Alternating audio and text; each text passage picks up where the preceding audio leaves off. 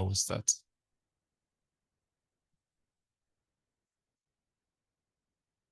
Two. Two.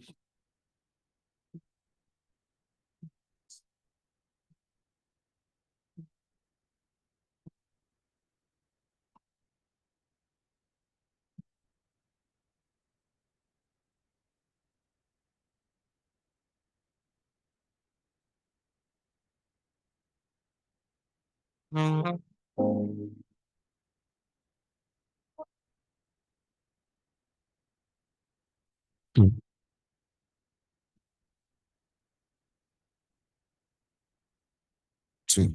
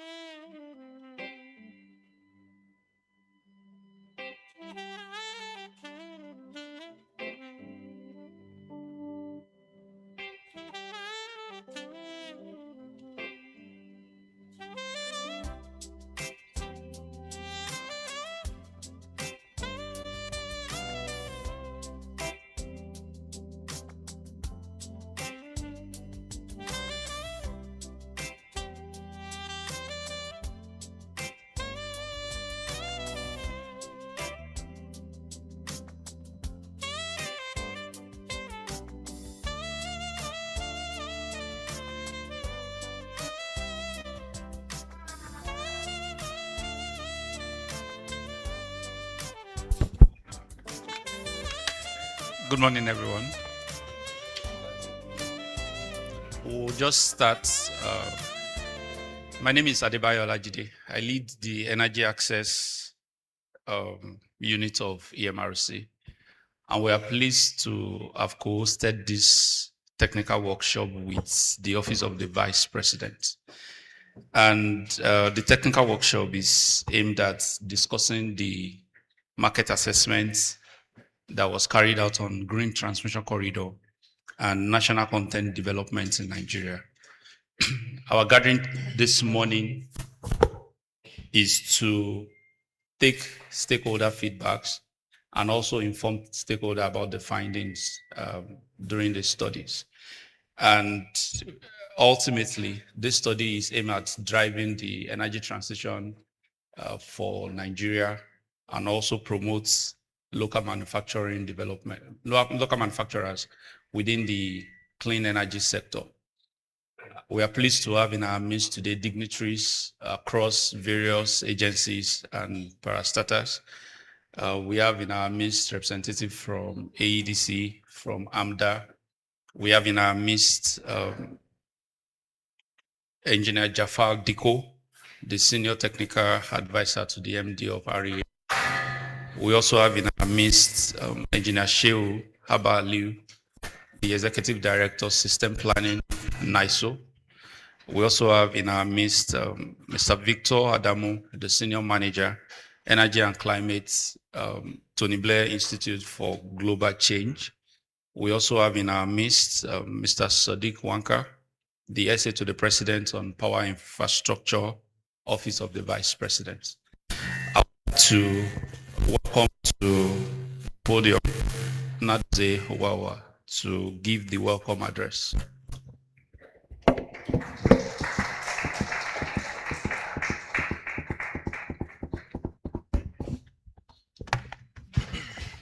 Okay, good morning, everyone. So good morning, distinguished stakeholders, colleagues, and partners. On behalf of Energy Markets and Rates Consultants Limited, EMRC, and the Office of the Vice President of the Federal Republic of Nigeria, it is my pleasure to welcome you to this stakeholder engagement workshop on the development of green transmission corridors and a national content framework for clean energy in Nigeria. This engagement comes at a decisive moment for our power sector, a moment when Nigeria must expand access to reliable electricity while also meeting its commitments to achieve net zero emissions by 2060 under the Energy Transition Plan. Meeting this dual objective requires us to strengthen the national grid, integrate renewable energy at scale, and develop local industries capable of supplying the technologies needed for this transition. As many of us are well aware, the challenges are numerous. Despite having an installed generation capacity of approximately 13,000 megawatts, only about 5,000 megawatts is typically available, leaving a significant portion of demand unmet. It is estimated that more than 75% of the electricity consumed in Nigeria today is self-generated through diesel and petrol generators, a costly and polluting alternative that undermines productivity, industrialization, and quality of life for over 200 million Nigerians. However, like I said, we are at a pivotal point today. So it is also worth noting that only days ago, the Nigerian Independent System Operator completed a successful synchronization of the national grid with the West African Power Pool, the first sustained test of cross-border frequency. So this demonstrates that our grid is technically now ready and technically stronger and better prepared for us to start to advance towards integrating large-scale renewable energy through green transmission corridors. At the same time, Nigeria's renewable energy value chain remains heavily import dependent. I'm very sure a lot of us read the EMBER report that came out from, I think, 2 months ago, where it showed that over 1,200 gigawatts of solar panels were imported into Nigeria in 2024. So from solar modules to inverters and batteries are currently being imported heavily. This underdevelopment of local supply chains exposes the sector to foreign exchange volatility and high project costs, limiting the pace of renewable energy deployments. Building local manufacturing capacity is therefore not just an industrial aspiration, but a strategic necessity for energy security and affordability. The work we are discussing today responds directly to these realities. First, the Green Transmission Corridors Initiative. This aims to reinforce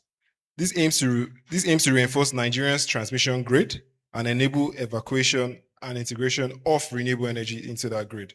Second, the National Content Development Framework, which seeks to strengthen local manufacturing, create skill jobs, and reduce dependence on imported clean energy technologies. Together, these two pillars will strengthen grid reliability, attract private investment, and anchor the industrial base required for a sustainable energy future in Nigeria.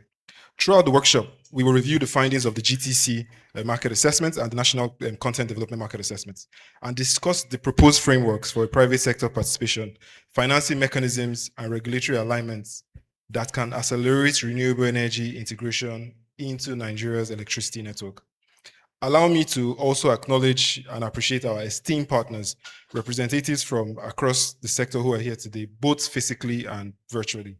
So including agencies like the NASENI, the NISO, REA, the Tony Blair Institute for Global Change, the African Mini Grid Developers Association, and the Africa Policy Research Institute, amongst others.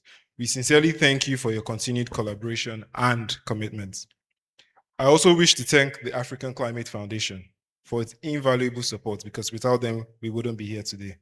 And also the Office of the Vice President for its strategic leadership in advancing this program. As we begin, I encourage everyone to participate actively, share insights, raise questions, and challenge assumptions. Let today's conversations be a practical step toward aligning Nigeria's transmission infrastructure, industrial policy, and our climate ambition. Together, we can build a grid and an economy that grows cleaner, stronger, and more resilient. Welcome once again, and thank you very much.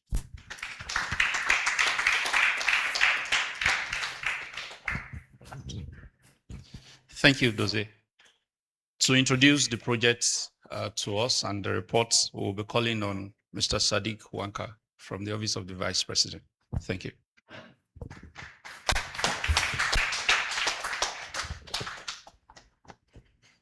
Good morning to our distinguished attendees. I want to acknowledge especially our representatives from NISO, from REA, our partners at EMRC, TBI, and all distinguished attendees. Thank you so much. I wanted to maybe just give a little bit of a background regarding how we started on this journey. So for us, probably around January last year, we really sat down to reflect internally around how to drive private sector investments in the power sector.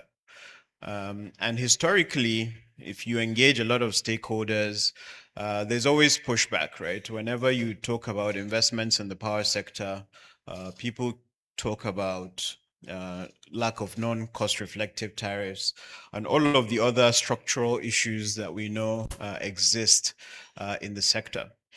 So we tried to take a different lens to say, what are the things that we need to put in place to be able to, at least in the short term, drive investments in the sector, even whilst some of the broader reforms are taking place.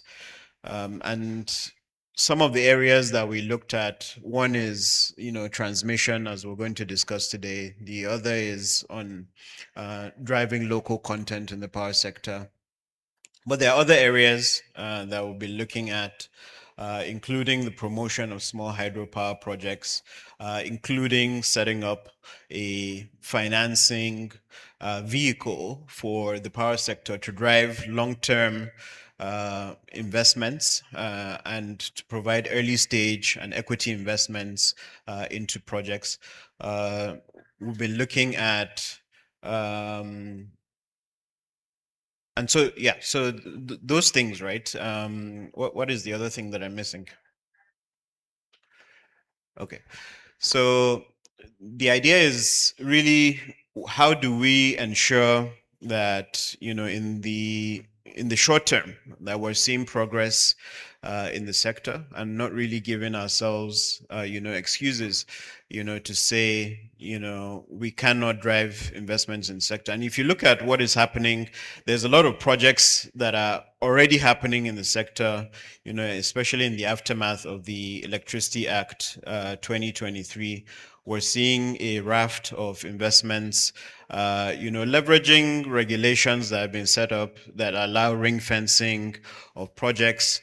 And so projects are protected from some of the structural issues around tariffs. So really today's conversation for us is in furtherance of that objective of driving investments. And really we're keen to make sure that this isn't an academic exercise, hence why we're having this conversation, with stakeholders to really get feedback and then to see how we can move forward on the implementation. But just to give you a sense of the seriousness, on the transmission side, there's a committee that the minister will be setting up to essentially do almost a policy white paper to advance the recommendations, incorporating many of the learnings that we have on this study. Also on the national content development, we're in active conversations both with the Ministry of Power, its agencies, as well as PEBEC and the Federal Ministry of Industry, Trade and Investment, to see how do we really take forward many of these recommendations. So thank you so much for joining us this morning, and we look forward to a robust conversation. Thank you.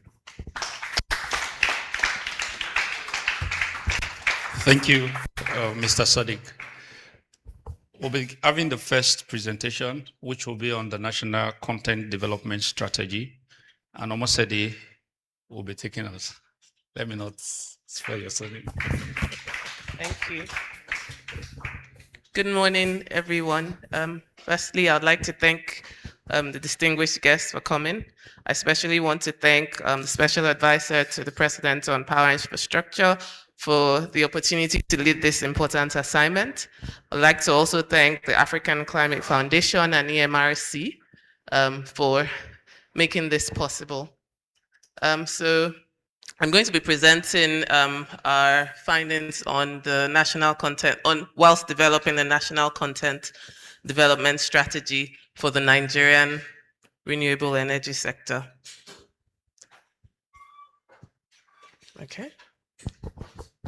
Okay, so in terms of the presentation, there'll be an executive summary. I'll tell you why Mr. Sadiq Wanka has told us why an NCD strategy was important, but I would also shed some more light on that. I'll discuss the localization potential, key highlights of the NCD strategy, and the roadmap and implementation, as well as the proposed next steps. Okay, so why is a national content development strategy important? As you all know, the Nigerian power sector is undergoing major reforms driven by the Electricity Act 2023.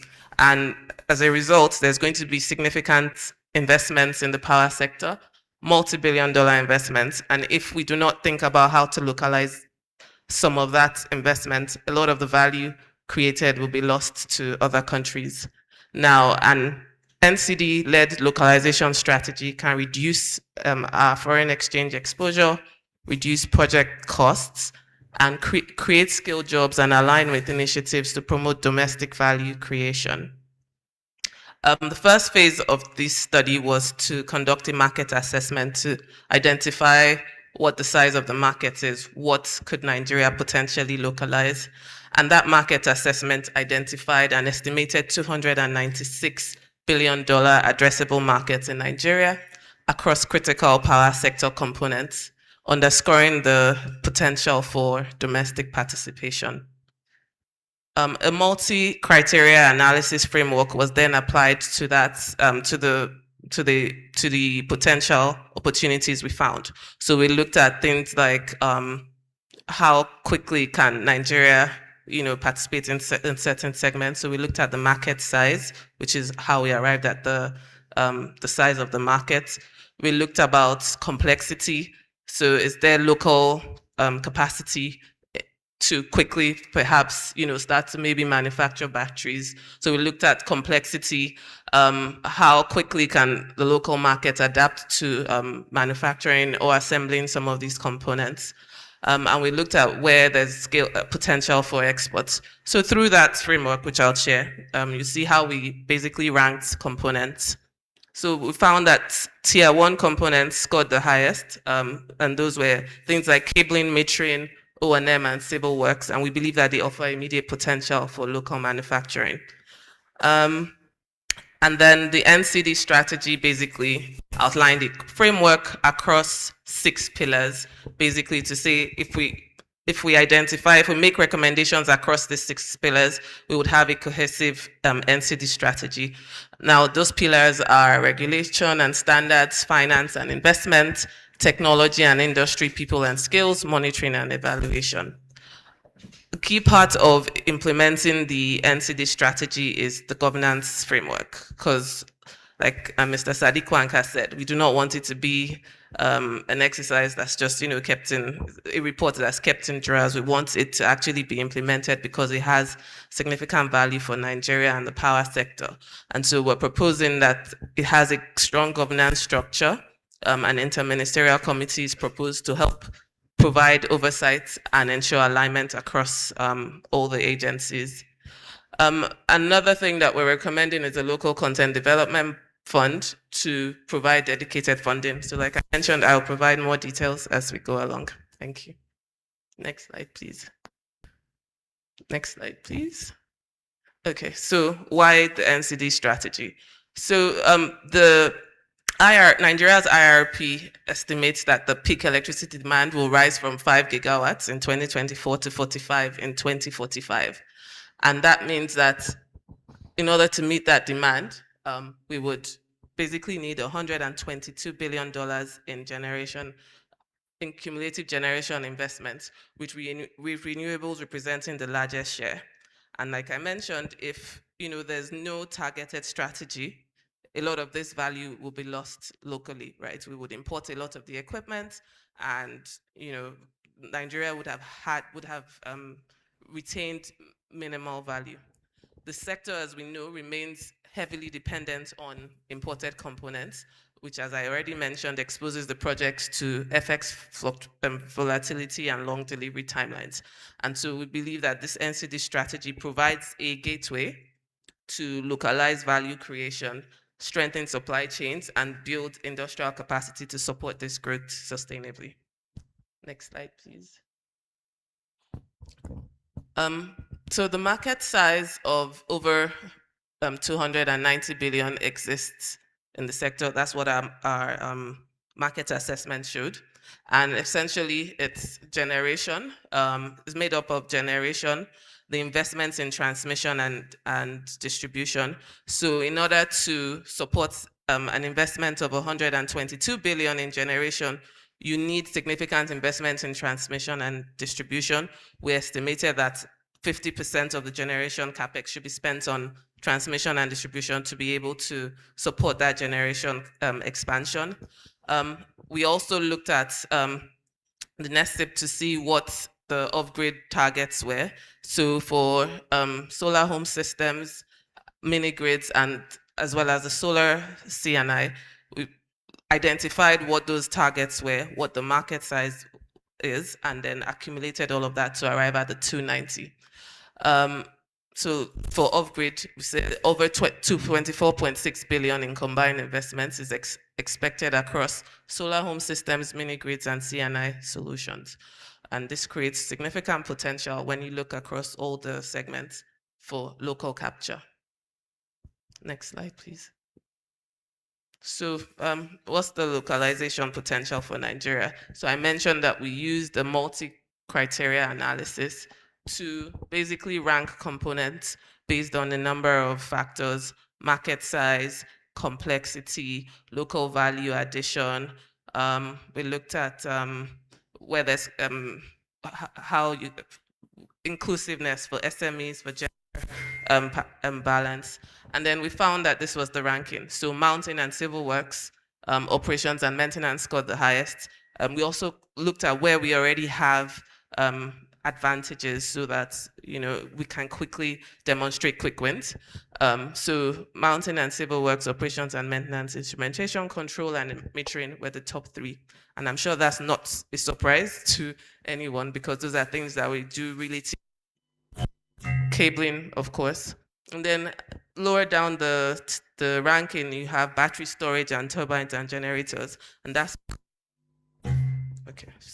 That's because significant investments are required, high IPs sometimes, and so it's good for Nigeria to work towards localizing this, but knowing that this might be more a long-term plan. However, for the tier 1 components, we can deepen localization, and those tier 1 components are those with strong market potential.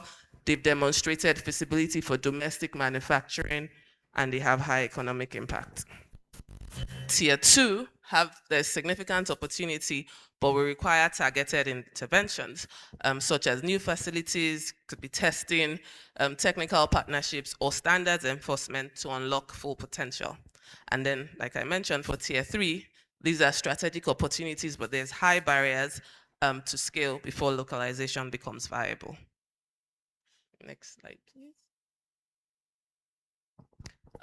So this just basically takes us through tier 1 components. So like I mentioned, they represent the most immediate opportunity to localize production, leveraging Nigeria's established industrial base.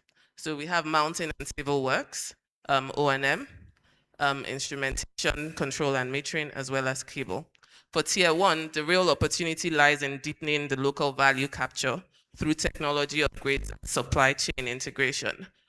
Some of the feedback was, whilst we already do some of these things, there tends to be quality gaps that we could perhaps improve to build trust in the system. So if we deepen our participation in these things we already do well, we could unlock even more, and that could be a short-term path to full localization. Next.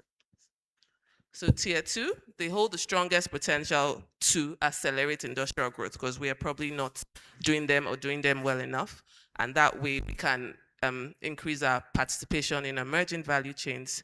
So we believe that tier 2 components are strategic for expanding Nigeria's industrial base and deepening the local value chain. However, unlocking this potential requires targeted interventions, and they require medium-term investments, but this can deliver significant long-term value and competitiveness. Next slide, please. For tier 3 components, they present the long-term opportunities to be positioned within a long-term industrial development strategy. So there are a number of initiatives now, with Nigeria First, for example. However, and we think that tier 3 offers significant opportunities, but it's just to keep in mind that these will require significant investments. A lot more work has to go into them, and maybe in the next 5 to 10 years, if we do implement some of the recommendations, we'll be in a position to actually now benefit from localizing these tier 3 components, which are battery storage and turbines and generators. Next slide, please. So what are the key highlights of the strategy? So in developing the strategy, we actually looked at other countries to see what they've done well. So we looked at Brazil, and the lesson we took from that is that we could link public financing and bulk procurement to compliance with minimum local content thresholds. We have a lot of programs ongoing, a lot of investments. For example, REA has theirs, a $750 million program.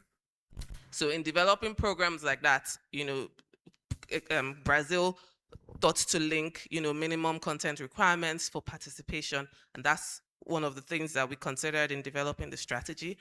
For South Africa, it was a phased multi-year target trajectory that ramps up localization requirements, and that's also the approach that we're taking, realizing that we cannot do everything at once, but if we have a phased trajectory, we can probably start to see some quick wins and then plan for the future. India, we looked at India as well. So we had fiscal, financial, and regulatory incentives to deepen the manufacturing over time. For Indonesia, what we've learned is the lesson for the Nigerian power sector is that we can have obligations for clean energy OEMs before they can benefit from the incentives that the government has. And a key thing from there was also key benefits to the host communities, so stipulating minimum requirements on how they support those communities. And these helped form the NCD strategy. So some of these things I've already said. It is a highlight of the NCD strategy. There's a strong market potential, $296 billion localization opportunity. The strategic NCD pillars, the NCD strategy is built on 6 pillars: policy and governance, regulation, and that's finance and investments, people and skills, technology and industrial development, and monitoring and evaluation. We're recommending that a dedicated local development fund to be set up to channel blended finance and incentives to deepen localization to encourage local manufacturers, as well as complemented by bulk procurement. We have a lot of programs ongoing and some that are yet to start, but if the NCD strategy is integrated into our planning, then we can start to aggregate demand through bulk procurement programs. We're also recommending solar as the flagship. So I talked about a number of the tier 1 components that we're already doing well. We have some capacity in assembling solar panels, but we can do a lot more. And so we're recommending that solar be the flagship. That's the one we should focus on over the next 10 years. There's a phased trajectory for the solar panels that I will go through, so that we focus our efforts and hopefully start to see significant value if we focus on implementing solar as the flagship program. And then, like I mentioned, strong governance. That's very important for making sure that these recommendations are implemented. This basically talks about the 6 pillars. Policy and governance sets direction and ensures institutional alignment. Finance and investment unlocks capital and de-risks participation.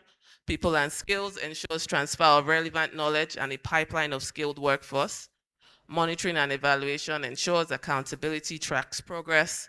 Regulations and standards creates a trusted, high-value, high-quality market environment. And technology and industrial development enables domestic manufacturing, innovation, and technology transfer. So this basically goes to the heart of the NCD strategy. So starting with policy and governance, across all the pillars, we identified gaps, made recommendations, as well as suggested actions to be able to implement these. So for policy and governance, we saw that whilst there's a number of initiatives, there's the Nigeria First, there's the targets under, the localization mandate under EA 2023. However, there's no operational framework basically to implement those in the power sector. And by operational framework, something with clear targets, compliance mechanisms, something that everyone knows that we are working towards.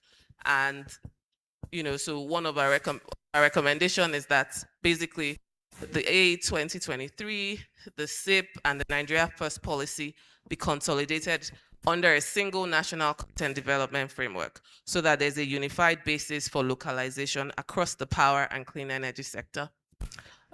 And the key actions to implement this are to operationalize a 4-level governance structure to ensure accountability and cross-sector coordination. We're also recommending that a formal conflict resolution and escalation protocol be established to resolve interagency conflicts and to, get things to move quicker. I've mentioned, go back please. Yes, leveraging ongoing national programs such as DES, Mission 300, DISREP, as pilot programs to test the NCD framework once it's been finalized. And then I've mentioned the local content development framework. We need to develop one that takes into consideration the strengths, the opportunities, and some of these recommendations. For regulations and standards, the gaps that we identified was that the standards and regulatory framework for the power and clean energy sector is fragmented, with agencies largely operating in silos. And so our recommendation is that we need to strengthen regulatory, testing, and fiscal capacity under joint coordination with the Ministry of Power and PEBEC, who have indicated a strong interest in helping us to implement this.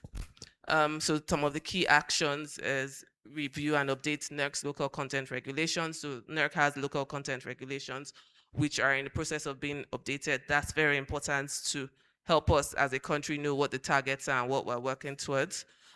We think it's also important to harmonize equipment standards with the international norms so that reduce the quality issues that we face with the components. Next slide, please. So for finance and investments, the gaps we identified as high cost of capital, limited access to concessional funding, and fragmented demand, which makes local production less competitive than imports. If we're competing against certain countries, China is one that's pretty obvious. They have access to cheap financing. There's a lot of incentives from the government. That means that, if you're not basically offering the local manufacturers something similar, it would be very difficult to compete with them. And so our recommendation, and this is also taken from some of the lessons we learned from other countries, is that we need to have a dedicated fund that helps to catalyze some of these investments. So the recommendation is to combine catalytic finance, credit enhancements, fiscal incentives, and aggregated demand mechanisms. So a good opportunity, for example, I don't want to keep using DES, but DES, there's significant investments going to be made over the next few years in solar equipment. Then is there a way to channel some of that to support the local markets? So a key action would be to establish a local development fund as a dedicated fund to catalyze private investments. And we're also recommending that we aggregate demand through all electricity planning programs to support the local market. People and skills. So there's a shortage of skilled technicians. It was interesting while we're doing the stakeholder engagement. The regulator mentioned that we had an outage for weeks, and they had to get someone from South Africa. That was the only person there was no local capacity to address that issue. So we do have a gap, and as we start to scale up the investments, the gap is going to get even wider. And so we need to make sure that we're also looking at the people and skills and not just investing only in the equipment.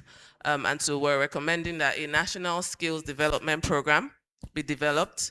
And the key actions would be first to conduct a skills audit covering the key value chain segments in the sector, develop training curricula with NAPTIM and accredited federal technical colleges to basically build a pipeline of skilled technicians and engineers to support the localization initiative.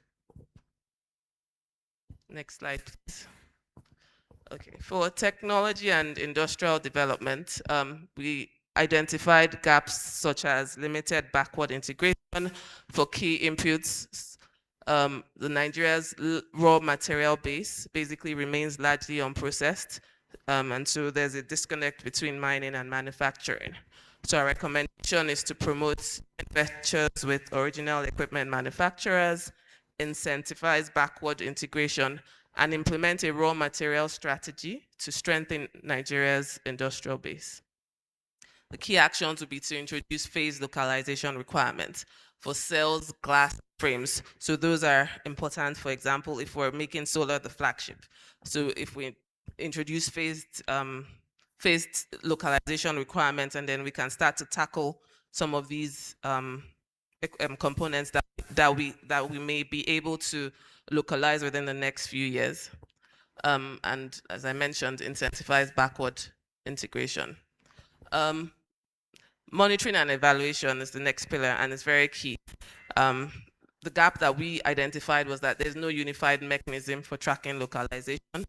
And how do we know how well we're doing? If we have the local content development framework hopefully that also sets out targets, but then who's tracking it? So an important pillar is monitoring and evaluation, and we're recommending that next role be strengthened in monitoring and enforcing local content compliance, and operationalizing a monitoring, evaluation, and reporting framework. Key actions apart from NERC's monitoring is to define harmonized KPIs and publish an annual scorecard, basically to help us know how well we're doing in implementing this. Next slide, please. So I mentioned the governance structure. It's the most important bit to actually implementing and actualizing this strategy. So we have 4 levels. The first is national coordination, and that provides overall policy direction for localization across all sectors. Nigeria First policy, for example, is not specific to the power sector. However, there could be a convening power there that is able to, convene agencies that are not necessarily power, like maybe customs, where certain incentives need to be introduced. Now they would interface with the power sector governance structure, because you need inputs from the power sector to say this is what we are doing, and then the national coordination basically helps us coordinate.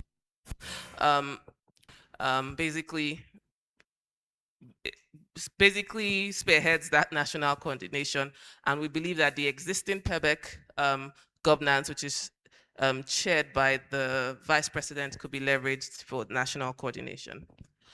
For sector coordination at level 2, this is where the power sector coordination begins. So they are basically the oversight and decision-making body for localization in the power sector, and they will provide strategic guidance. So they would approve annual localization priorities and work plan, oversee implementation of the local content development fund, and ensure regulatory, fiscal, and trade alignment across the agencies. For the membership, we're recommending the Ministry of Power as the chair, because they're obvious ones. And the existing power sector group could be leveraged to ensure that there's participation across all the power sector agencies. Level 3 is for technical and operational implementation. So they would be responsible for the day-to-day coordination and implementation of the NCD strategy. They would serve as the technical and coordination arm and basically execution platform for the NCD strategy. It would perform day-to-day coordination. With some of their functions would be to conduct market assessments. So we've talked about solar as a flagship.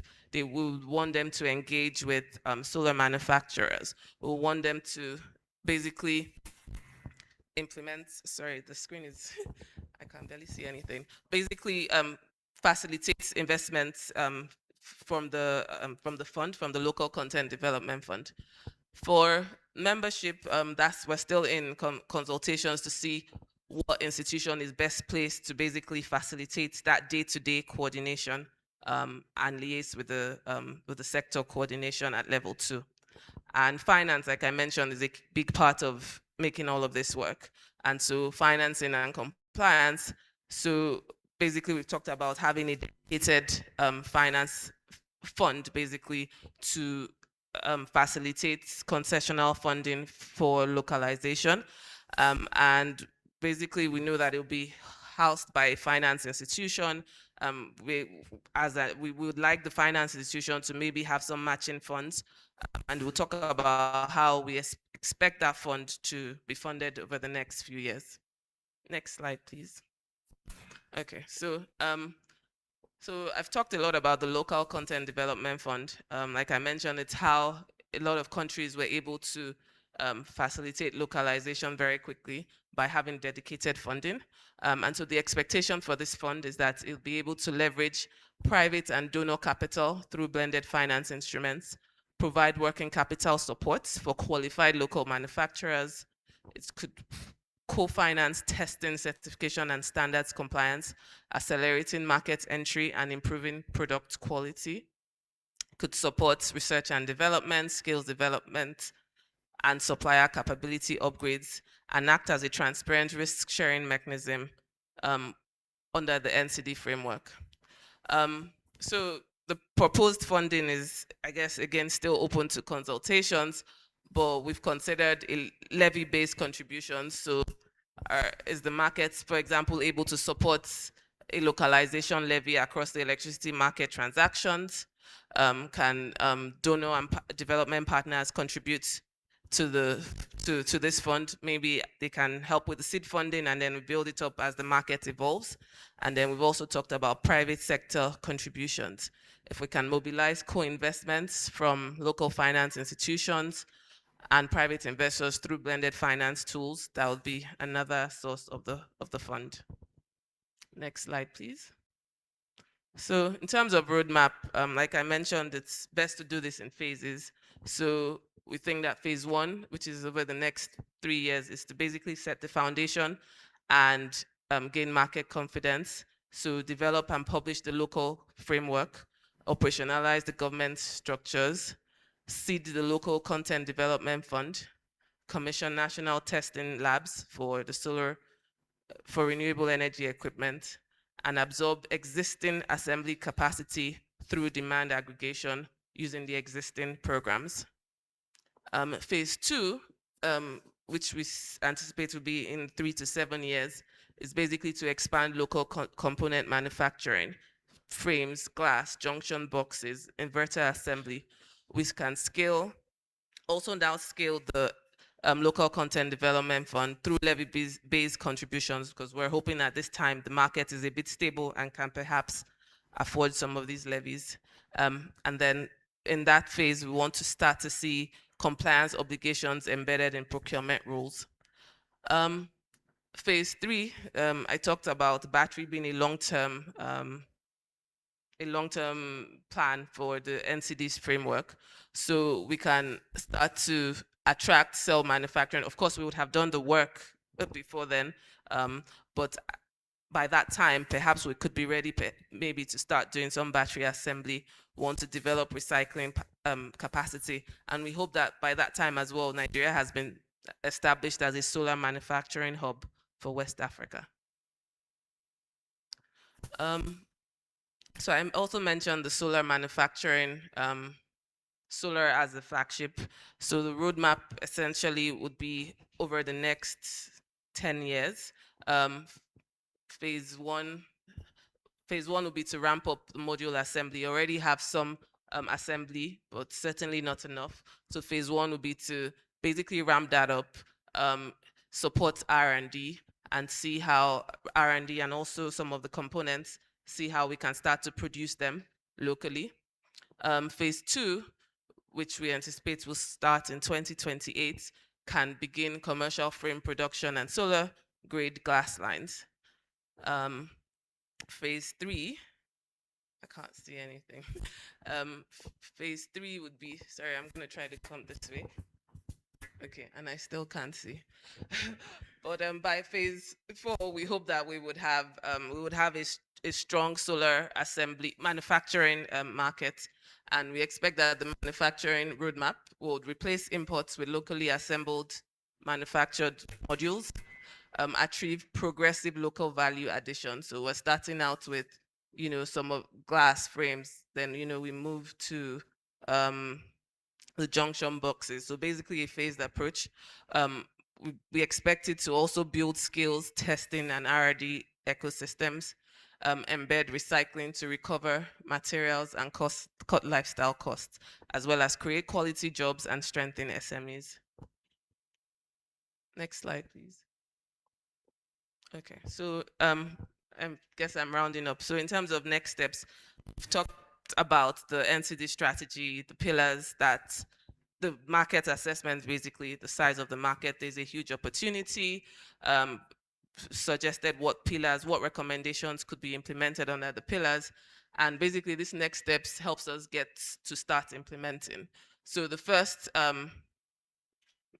point is really to integrate the NCD framework into ongoing national programs. So across all the programs, if we have localization at the center of all our programs, then it starts to change the culture, and then it's now embedded in all the programs that we implement as a country in the power sector. Operationalize the local content development fund through seed capital mobilization and appointment of an independent fund manager.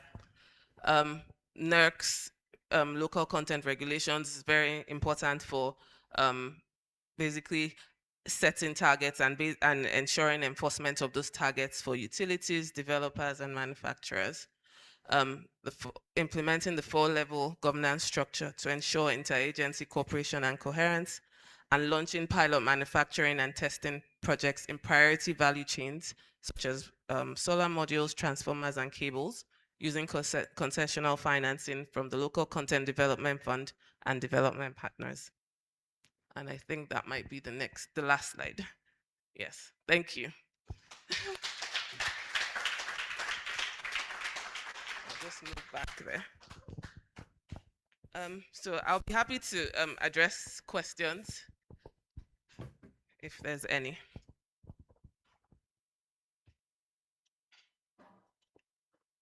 Okay, so we'll take questions later. Thank you.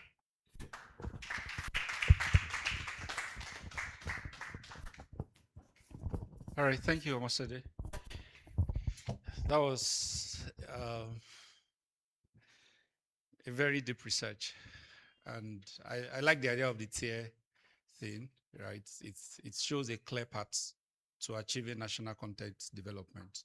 So on that note, we'll be taking our break, the breakfast. So please, you just use the door by your right, by your left, by my right. Thank you, everyone.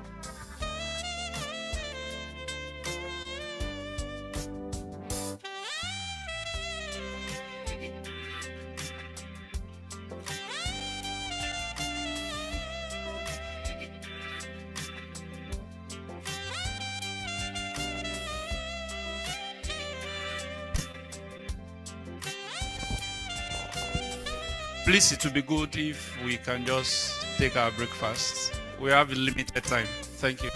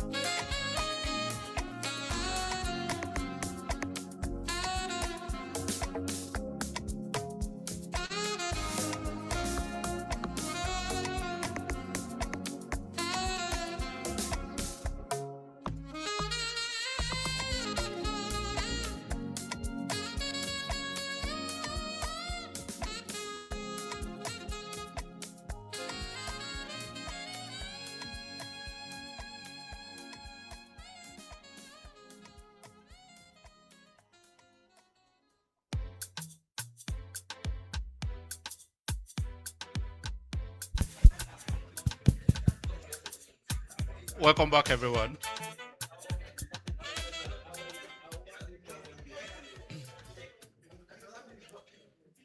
I hope the breakfast was great. So we'll go into the second presentation because of time. We are mindful of time.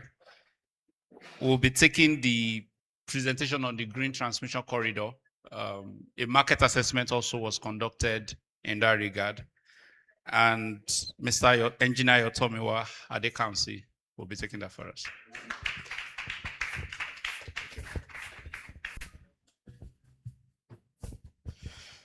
Good morning, everyone. I'd like to especially thank everyone for making out the time to be with us today. Most especially the Office of the Vice President and the SA, Mr. Sadiq Wanka. Thank you so much for the efforts that you put into this. The African Climate Foundation as well. And of course, our partners at EMRC. Thank you so much.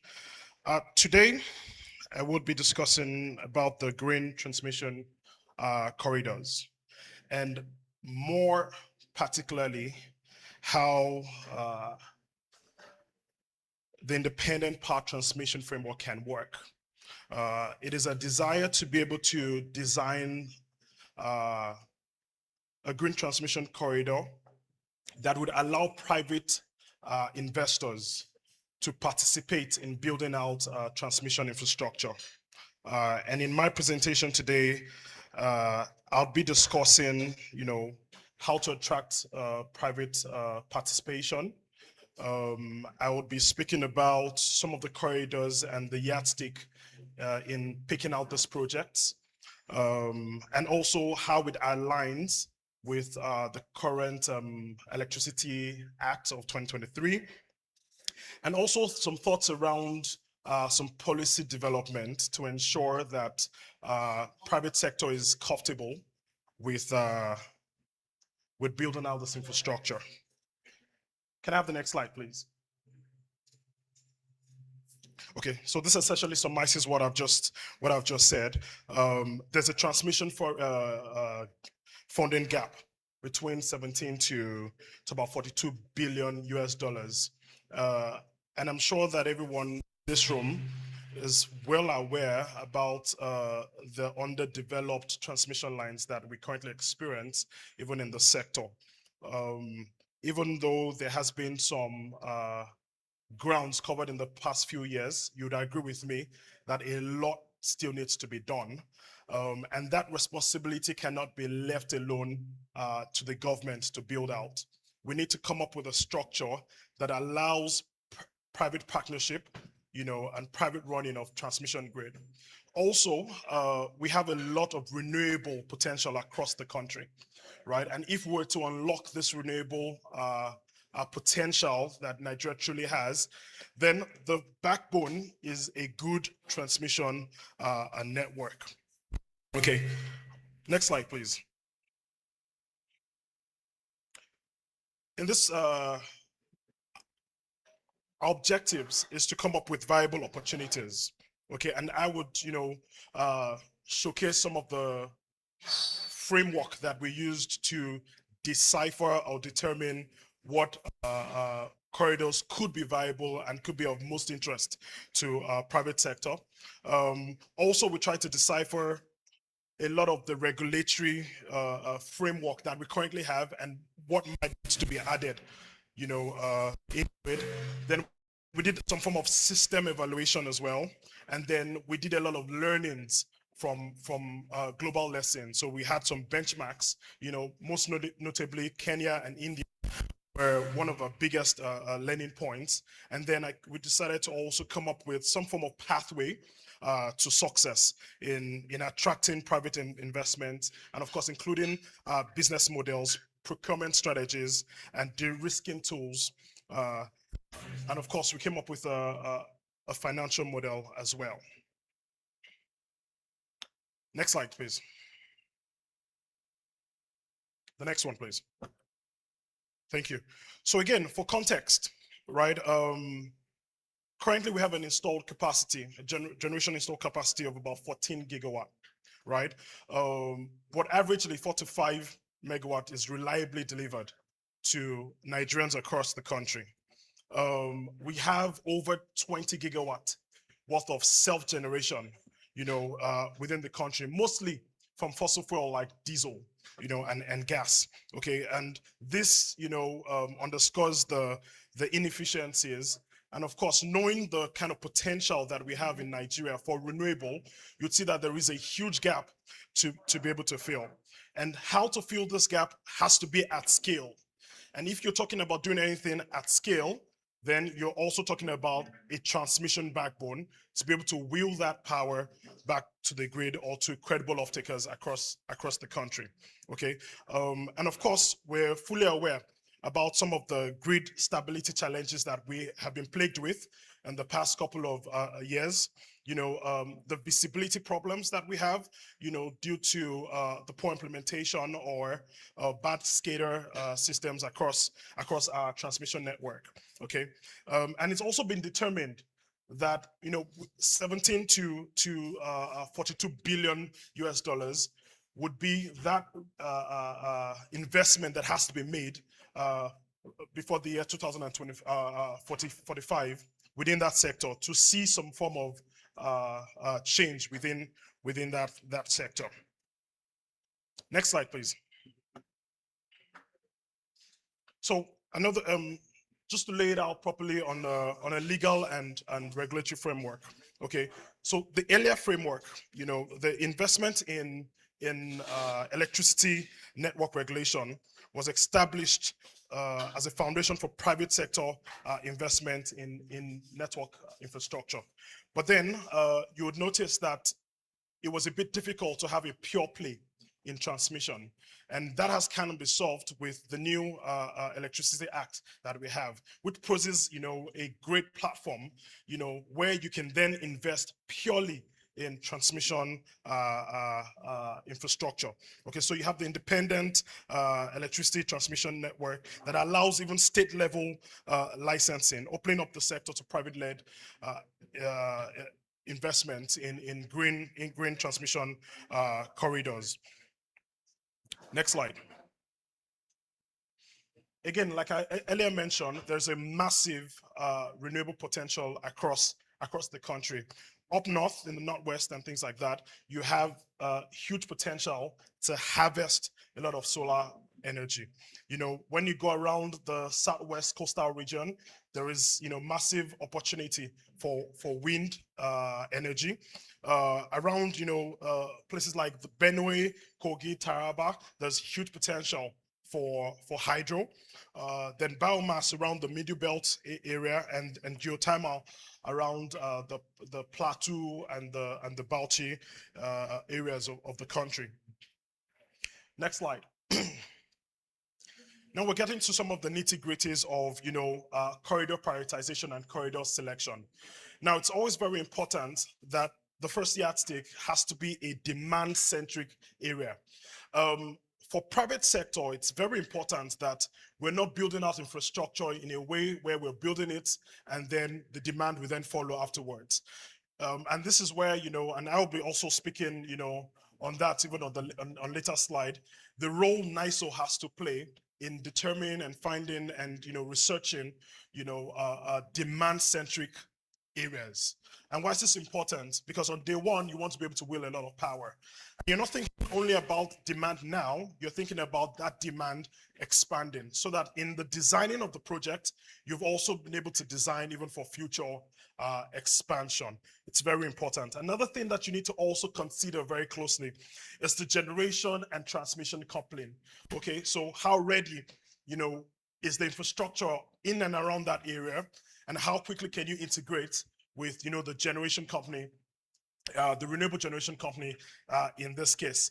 Also, how attractive is it with private sector? It's been determined with our conversations with teams like Africa 50 and some other private equity firms that maybe between 10 to $15 million will be the barrier of entry, to whet their appetite for private sector to be able to, participate in investments like this. So again, you're thinking about something that is sizable enough, to be able to attract private partnership. Another thing is the regulatory and the risk mitigation that you have, available. In my future slides, I will be going deeper into, the second escrow, viability, and things like that. Also, for the early project, it's always very important that you have quick wins and you are able to scale very quickly. I will be drawing learnings from Kenya, how they have guided, a procurement process, started out small, learned very quickly, broke things, and then, are back on course to have a massive success story. Next slide, please. Okay, so again, I'm hoping that you can see a bit of these things, but I'll just explain a couple of things. Now, we came up with, a methodological way, or a scientific way, if I might will, that would allow us to grade different corridors, right? And the first category is the technical readiness. Under that, we're looking at the infrastructure health. We're looking at the proximity to renewable sources, and then the grid impact and curtailment release. This part is actually very important because this forms the major part of your capex, right? And you recall that I said that for private sector to be interested, that has to be sizable enough. But having said that, the next thing that you have to consider is the commercial and investment viability. Now, every private person is in business to make money, and that has to be very clear. And one of the most important things to be able to grade that is the load density and the load growth and the load demand growth potential. It would also help if you had an anchor tenant that would take most of your power, right? In that space. Okay, project size and capex suitability. Those are the kind of things that we looked at to be able to then grade on commercial viability. Now, the total score for the technical readiness will form about 37% of the entire score. For commercial investment, 45%. And then the last part is the risk enablement, which comes to 18%. And what are we looking at in this category? Number one, what kind of risk are associated with right of way or land risk, which I must add that it's not just peculiar to Nigeria. It's a huge problem in Nigeria, but it's not also peculiar to Nigeria. Some of the learnings that we found out in India, in Kenya, these were also major issues that they were plagued with, right? The regulatory and policy risk. How clear are how easy is it to get a license, and how clear are your policies and regulation? Also, the FX and the financial risk and how to de-risk some of these things are part of the risk assessments that you have to take. And then the very last risk is the construction and the ASG risk. Next slide, please.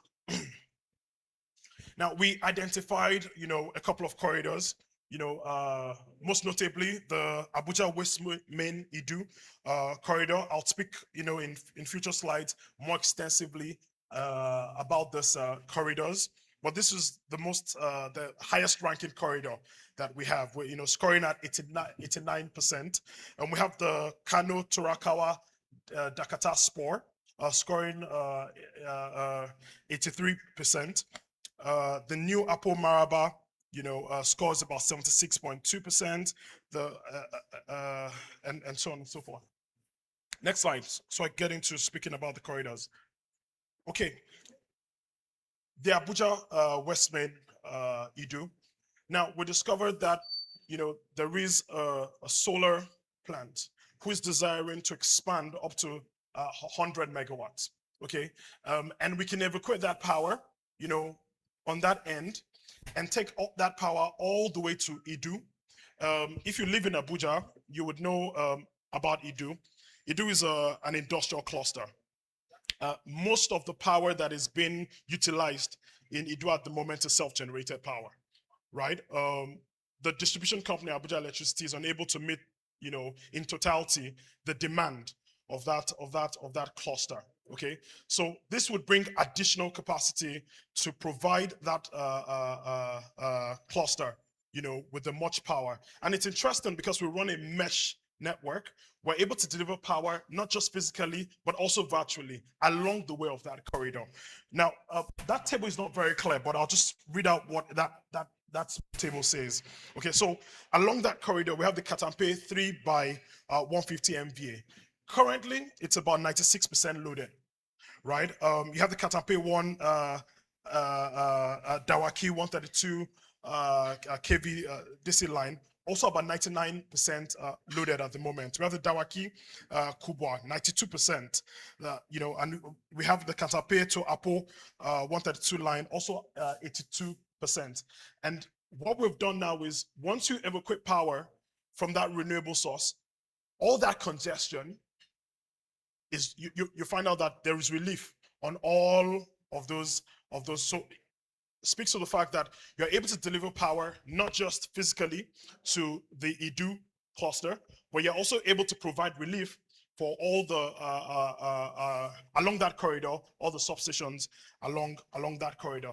I'd also like to add that in selecting a lot of these corridors, what we have done is to look into the PIP projects and looked at projects that already have funding for and then took those out and tried to identify new corridors that would need this funding so that we don't duplicate efforts in any way. So this corridor is actually a very short one. A double circuit 132 line, just about 7.5 kilometers, links up with the West Main and then drops at the Idu substation. Another corridor that I like to speak about is the New Apple Maraba corridor. Very similar situation. Now we're delivering, and if again you live in Abuja or you're familiar, you know how densely populated Maraba is, right? And the demand for power and the ever-growing demand for power in Maraba. Okay, and again, that table kind of like shows and underscores the different substations along that corridor and how relief is provided virtually, and how power is then delivered to the New Apple station, or the Maraba station, along that corridor as well. Within Kano, we had a similar. Next slide. I'm sorry. Within Kano corridors, we had the Dakata, Torakawa.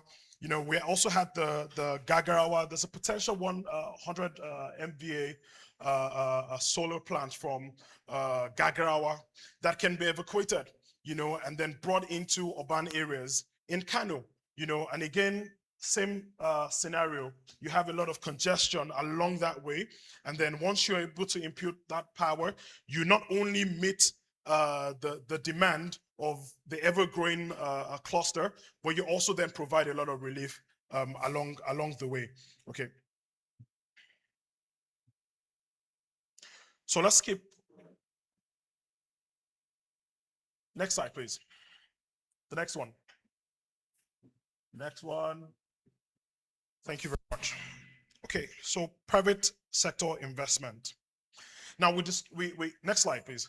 We actually looked at 4 different kind of models, right? And eventually then came up with what we feel is the most applicable and the most suitable for the Nigerian space.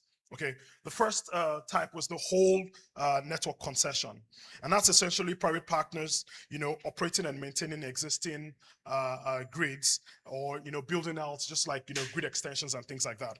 What's the problem with that? It's high impact, and it's a system wide, and it needs a lot of the cons on this is it needs a lot of strong regulation, end of term payment, and it's probably not the best or the most applicable for the Nigerian space, right?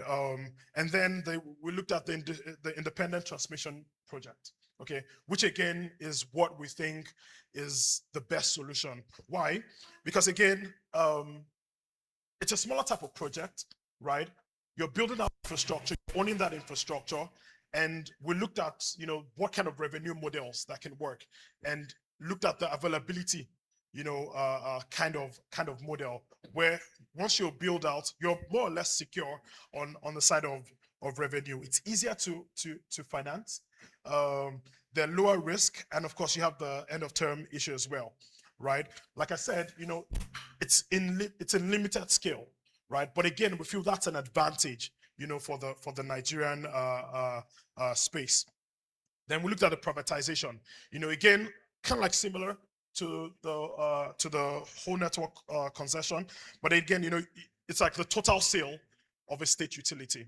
And in fact, as I'm speaking, I'm seeing people nodding their head about just saying that alone.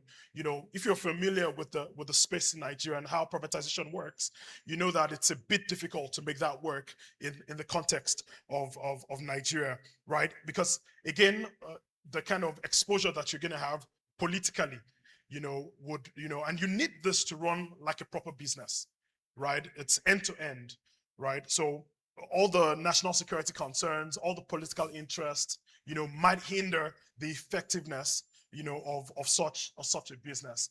The last model that we looked at about merchant lines, and merchant lines are just like quick win stuff, right? That private lines are built just for profits, and arbitrage. You get, and are only profitable in unique geographies, which unfortunately I do not think that Nigeria falls within. So on this last table, we kind of like put everything in better context, right? For applicability in Africa and perhaps in Nigeria, you'd see that the independent transmission projects are more desirable. When it comes to the competitive nature of structuring those businesses and things like that, again, because the IPTs would go through a competitive tender, right? And one of the things that you eyeball at that level, again, for a country as Nigeria, is to eyeball the cost, levelized cost of transmission, right? So for that competitive nature, you want to be able to pick projects that have the lowest tariffs, but of course still profitable for business, right? Requires strong regulation. With IPTs, you don't need those kind of regulation. They're able to thrive even with less regulation. And of course, like I am advocating to be able to try things smaller and build them out, over a period of time. In discussing about India and Kenya, I'll show you, why that works best. And of course, for a low income country such as Nigeria, eyeballing tariff is very important, and again, I will be stressing the need for viability gap funding even into the capex of the project, and why that is also extremely important. Next slide. Now, in this slide, we'll try to quickly highlight all the learnings and how it applies to Nigeria. Okay, so in India, what did we learn? Okay, so lines were built by private developers. Okay, and they were built to, they build, own, operate, maintain for a period of 35 years, right? And then during the procurement process, they actually picked the lowest tariffs. Okay, and of course, for obvious reasons. And you will know that there are a lot of similarities between Nigeria and India, right? That's one of the things that, we look for the most. Also, the provided viability gap funding, to ensure that, that low tariffs are met, and, to cover for high losses within that corridor, right? Of course, the central regulator, sets, minimum thresholds, on availability, and then there was a proper procurement process that was overseen by their Ministry of Power, and central transmission utility can participate equally in auctions with private developers. Now, what were the outcomes? 15% of interstate transmission network are currently privately managed, right? And this is expected to rise to about 50%, right? The central authority, electricity authority, was able to raise $107 billion US, using, going by this private transmission, and that is also expected to grow even in the year 2032. You get 10 companies ranging from transmission specialists to power utilities are currently involved in private transmission, right? And so what are the relevance for Nigeria? Okay, so if we introduce private partnership, it means that some of the severe liquidity issues that we're having, could be solved. If you download the PIP project, you see how many projects, that haven't been delivered over a period of time. This could actually speed up. There's actually been a school of thought that perhaps even the PIP project might be up for play, even for private, investment. And you'll find out that usually when private build things out, that it's a bit faster, than when it's strictly public led, right? Next slide. Thank you. In Brazil, transmission companies entered into another 30-year, build, own, operate, very similar to India as well, right? Transmission was regulated by a revenue cap scheme, right? Companies with the lowest annual revenue requirement bid wins. Again, you can see what I was talking about, competition, right? I know that in one of the engagements that we had with some of the stakeholders, trying to even determine the cost of transmission projects could be a problem. And that's because usually we have just one single source at the moment in Nigeria, right? But this would bring a lot of competition when you have different companies bidding and thinking about this solution a bit differently, not essentially having to build out a gold-plated transmission network, but one suitable to meet the demand and the requirements of that corridor. It's very important. So that procurement process is extremely important to be able to bring, and that if the capex is lower, then you can quickly meet your levelized cost of transmission, right? So what are the relevance to Nigeria as well? Okay, first the outcomes, right? In Brazil, private transmission lines built between 1999 to 2025 are estimated to be about 110 kilometers with an investment of $60 billion. Okay, and that is massive. 110,000 kilometers of transmission line. Private investment in transmission in the transmission subsector, contributing 70% of investment between 20,000 to 2010. So what's the relevance to Nigeria? So again, looking about the competitiveness, if we imbibe that level of competitiveness, especially, and I have to make this very clear, the competition has to happen at the bidding level. Because the investor also wants to have confidence that once they have built out a line, they're not going to have competition along that line over a long period of time. That's extremely important, right? Also, in next slide, please. I'll skip forward to learnings in Kenya. In Kenya, they built out, a transmission line through a direct a negotiation process established under a joint agreement with Africa 50 and an infrastructure investment platform with Power Grid Corporation of India, right? And that is very interesting because what they have done is to have a lot of involvement, monitor the process, picked very few projects, monitored the process from end to end, did a lot of learnings and cost correction along that to be able to deliver, a successful project. And what did they come up with? They came up with an empowered transmission SPV, a bankable availability-based transmission service agreement framework, a clear risk mitigation strategy, both for the public and private sector, and then a credible government-backed guarantee. Next slide. So some of the key insights that we learned, was that the availability-based payment revenue model was the most desirable. Now, we considered three models. We looked at the availability-based payment system. We looked at the utilization model, and then we try to come up with what we're calling a hybrid model, which essentially takes elements of the availability and elements of the utilization. You would know that the utilization model is what we're most familiar with in the Nigerian sector. Essentially, you get paid for the power that you will on that infrastructure, right? But the availability payment actually is an interesting kind of model where once you've built out the model, and as long as that corridor is available, you know, you then pay me a fixed amount every month, every quarter, every year. Okay, whether or not you use the model or you use the corridor or not. Why is this important?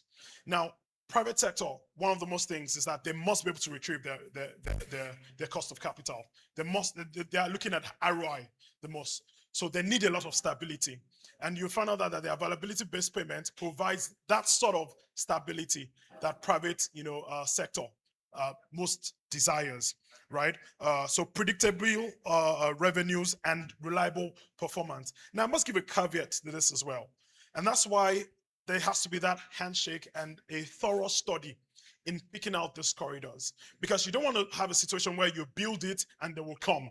That's not the kind of thing where, because again, with an availability payment, you can go and build a corridor where nobody needs the corridor and then start asking for payments 100%, for availability. That's not the kind of thinking we're thinking about. You must build these corridors in places that are crucial and deeply need these corridors so that, that corridor, in essence, would be utilized, right? And then there'll be some form of guarantees, even on an ISO level or system planning level, that it will be utilized, right?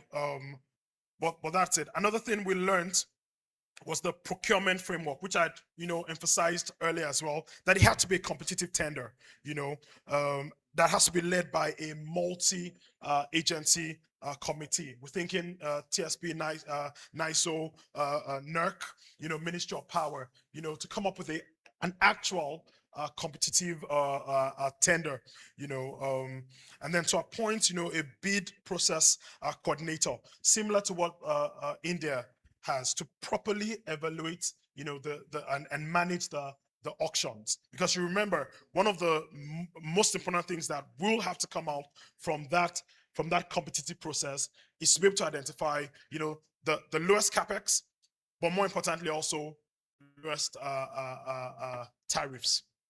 Okay, then the risk allocation. In a future slide, I'll actually even talk even more about how we would allocate those risks. But then you need to define very clearly what risk public sector has to take and what risk private sectors have to take. And also deploy guarantees, escrows, and of course viability gap tools that would improve the bankability of that project. Okay, so some of the de-risking tools that we talked about is the viability gap funding. That's as governments would act to bridge that funding gap, for infrastructure projects. And why is this important? Because if you then let private sector to fund the entire thing, there's almost no way you can guarantee low tariffs. Okay, and in a country sensitive like Nigeria, that's something that you want to be, you want an outcome, of this entire process. So government has to be able to come in, on the capex, to be able to provide some form of funding for that. Okay, also with sovereign and multilateral guarantees, backed with strong government and international entities, reducing some of the risk that we have in the sector, FX risk, banking risk, and so on and so forth. Okay, so the key lessons, just to recap, availability-based model is the most bankable. A transparent, competitive procurement reduces the cost. A robust regulatory model is very essential, and liquidity in the electricity market is very important. Okay, so this is a table that I talked about where we kind of allocated the risk. In the very early preliminary work that needs to be done, we strongly believe that government has to take that risk, fund the process, go through the rigor. Okay, it's a bit difficult for private sector to do that, right? Again, actually provides a lot of more confidence when government takes that lead and, come back with reliable data and information and do a lot of the groundworks. That information will then be leveraged on with private sector to then move that forward. The next is the construction. We think that should be borne completely by the independent transmission network operator, right? It's private sector, let them build out the thing. Okay, you would find out that, you know, the benchmark is usually maybe between 24 to 36 months, able to build out this infrastructure. And that's probably faster than any kind of government would you know, deliver such projects, right? Also, the operations should be, you know, private sector. And then the uptake, you know, should come back to the government as well. Okay, government can act as, you know, anchor tenant using, and also, you know, thinking of line availability, all the guarantees that are needed, you know, on the offtake side of things, which is very crucial. You know that even without a proper offtake agreement, it's impossible to do a PPA. Without a PPA, you can't have a TSA, right? You get, so these are the things that needs to be thought through. Financing, you know, let the private sector also, you know, bear that risk, but with all of the tools that, you know, to de-risk this projects, right? The exchange rate, let the market actually work as a free market to be able to, you know, take that risk. Essentially hinting towards, you know, cost reflective, you know, tariffs, right? Then the regulatory risk, the government, force majeure, the insurer, and of course political risk, you know, the government, and of course the insurer. Next slide. The next one. So what is the pathway, you know, for to scale up this private participation? Number one is to formalize, you know, policy direction, okay, to ensure clear framework for private investment in a pure play transmission project, right? So essentially somebody can go into a transmission project without having to think of coupling with generation or coupling with, you know, with an offtake or anything. Just pure play building out transmission project. Okay, update regulation, you know, the current regulation on the independent transmission provider to reflect current market dynamics and technologies. Develop a model, you know, a model transmission service agreement that will streamline process for private investors. Okay, introduce pilot green transmission corridors through direct negotiation, similar to early stage approaches adopted in Kenya, which was enabled by a joint development agreement between Africa 50 and Power Grid India. Launch a full-scale annual auction to create predictable opportunities, you know, for private sector engagement. Next slide. So here I will be talking about the financial model. And before I even go into the numbers, let me just run through some of the assumptions that we made for this corridors. Recall I spoke about certain corridors. This is Abuja Westmen corridor. Okay, and some of the key assumptions that we made, you know, here is that it will be a 132 double circuit line that we built. The span of the corridor is about 7.5 kilometer. Right of way issues, you know, in and around that area as well. Construction period of about 18 to 24 months. Project life cycle between 25 to 30 years. Availability target of 98%. CapEx was about 55 to 65% of the total cost.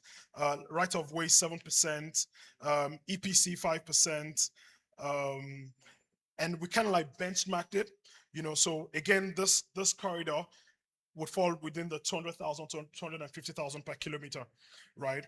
Some of the OPEX assumptions that we made is that 2%, you know, would go into, you know, for the systems operation, line patrolling, vegetation management, tower and insulator maintenance, insurance 0.5%, admin 1%, you know, and then the total OPEX cost was maybe about just about 5%, right? The financing structure, the assumptions were about the equity to debt ratio, 32 to 70%.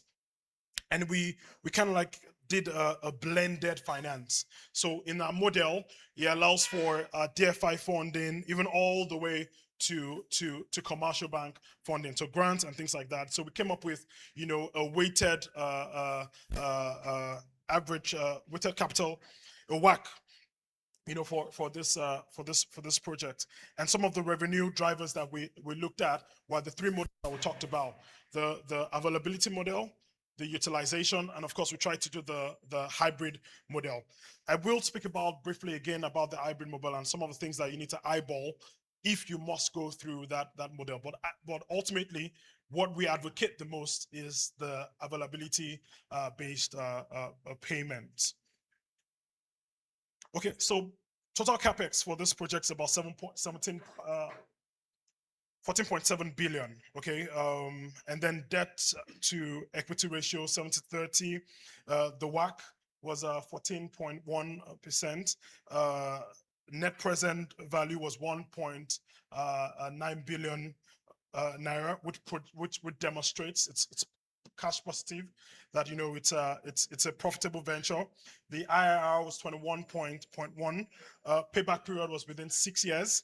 And in this model, we actually were able to get it down a bit for no viability funding requirement. However, this is where you can then determine, especially when you then look at the levelized cost of transmission, and then you can determine to size up a viability gap funding in this space to draw down that tariff to make it very, very competitive. And of course, the concession term is not less than 25 years.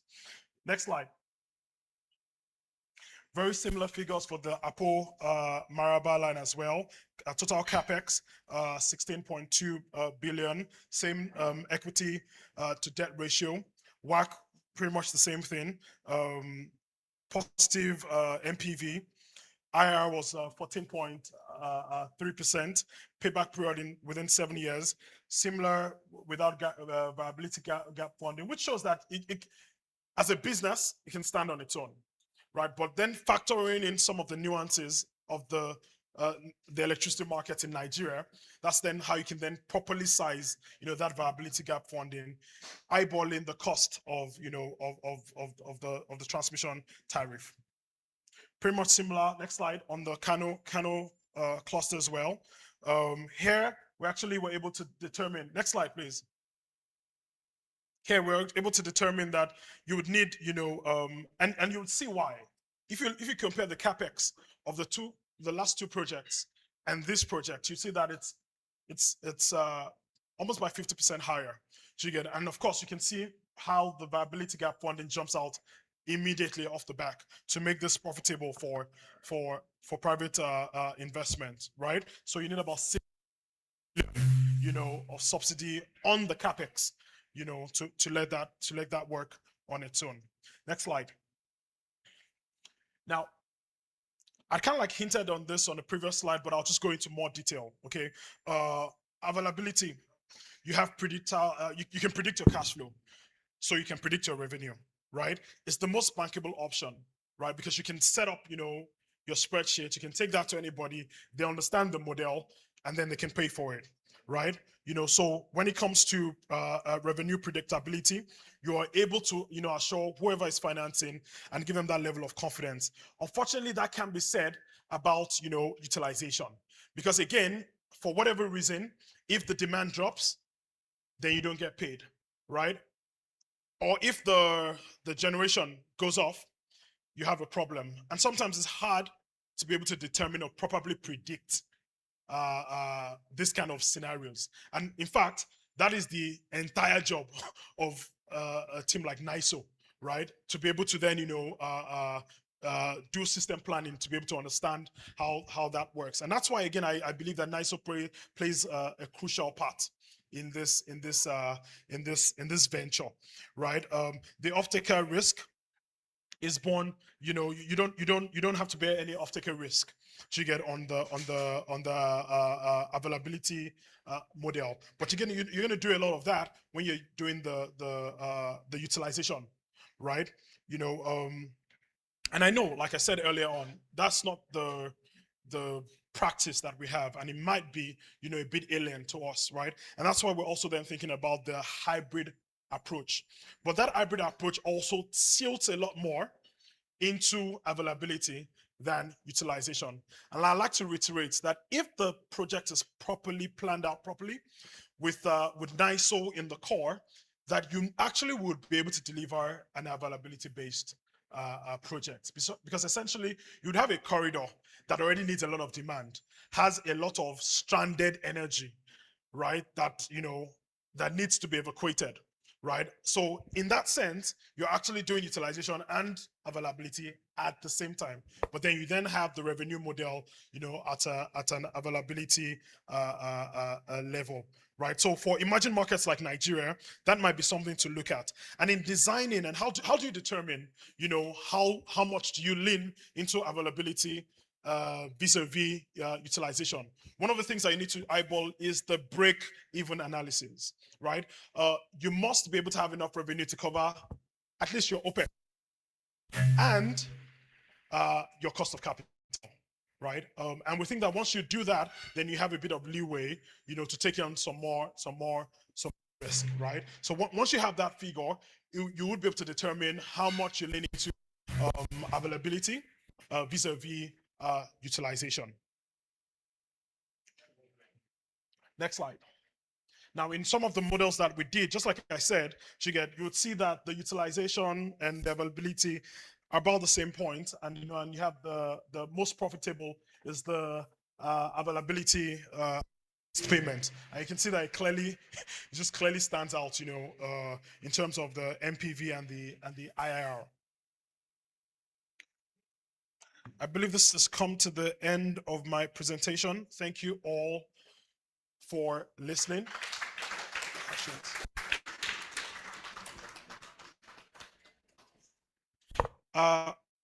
If you have questions, this will be a great time. I'll take questions.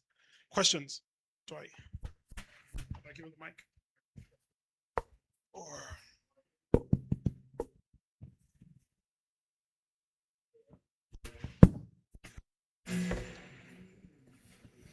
good afternoon, Ayo. good afternoon, sir. My name is Professor Tajudin Sikiru.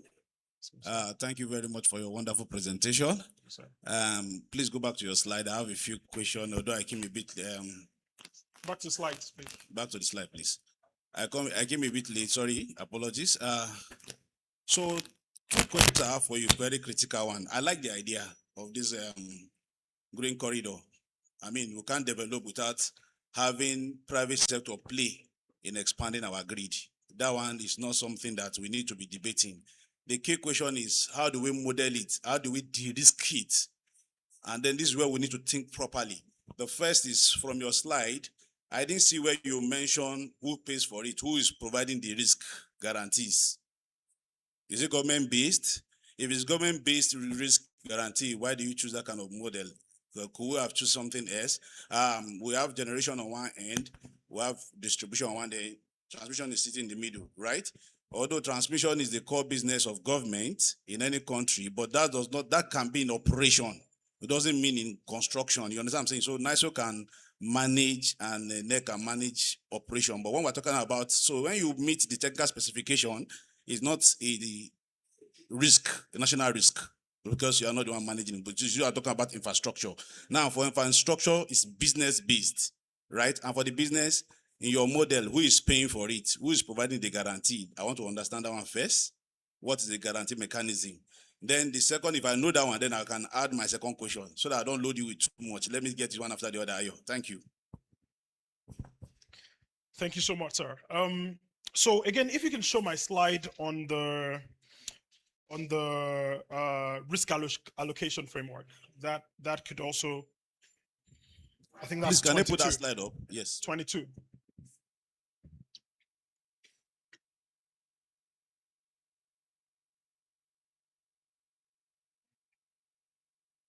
Okay. So the preliminary works that needs to be done. So, visibility studies, some of the studies and things like that. We want government to take the lead on that, right? In construction, we want the private sector to take the lead on that.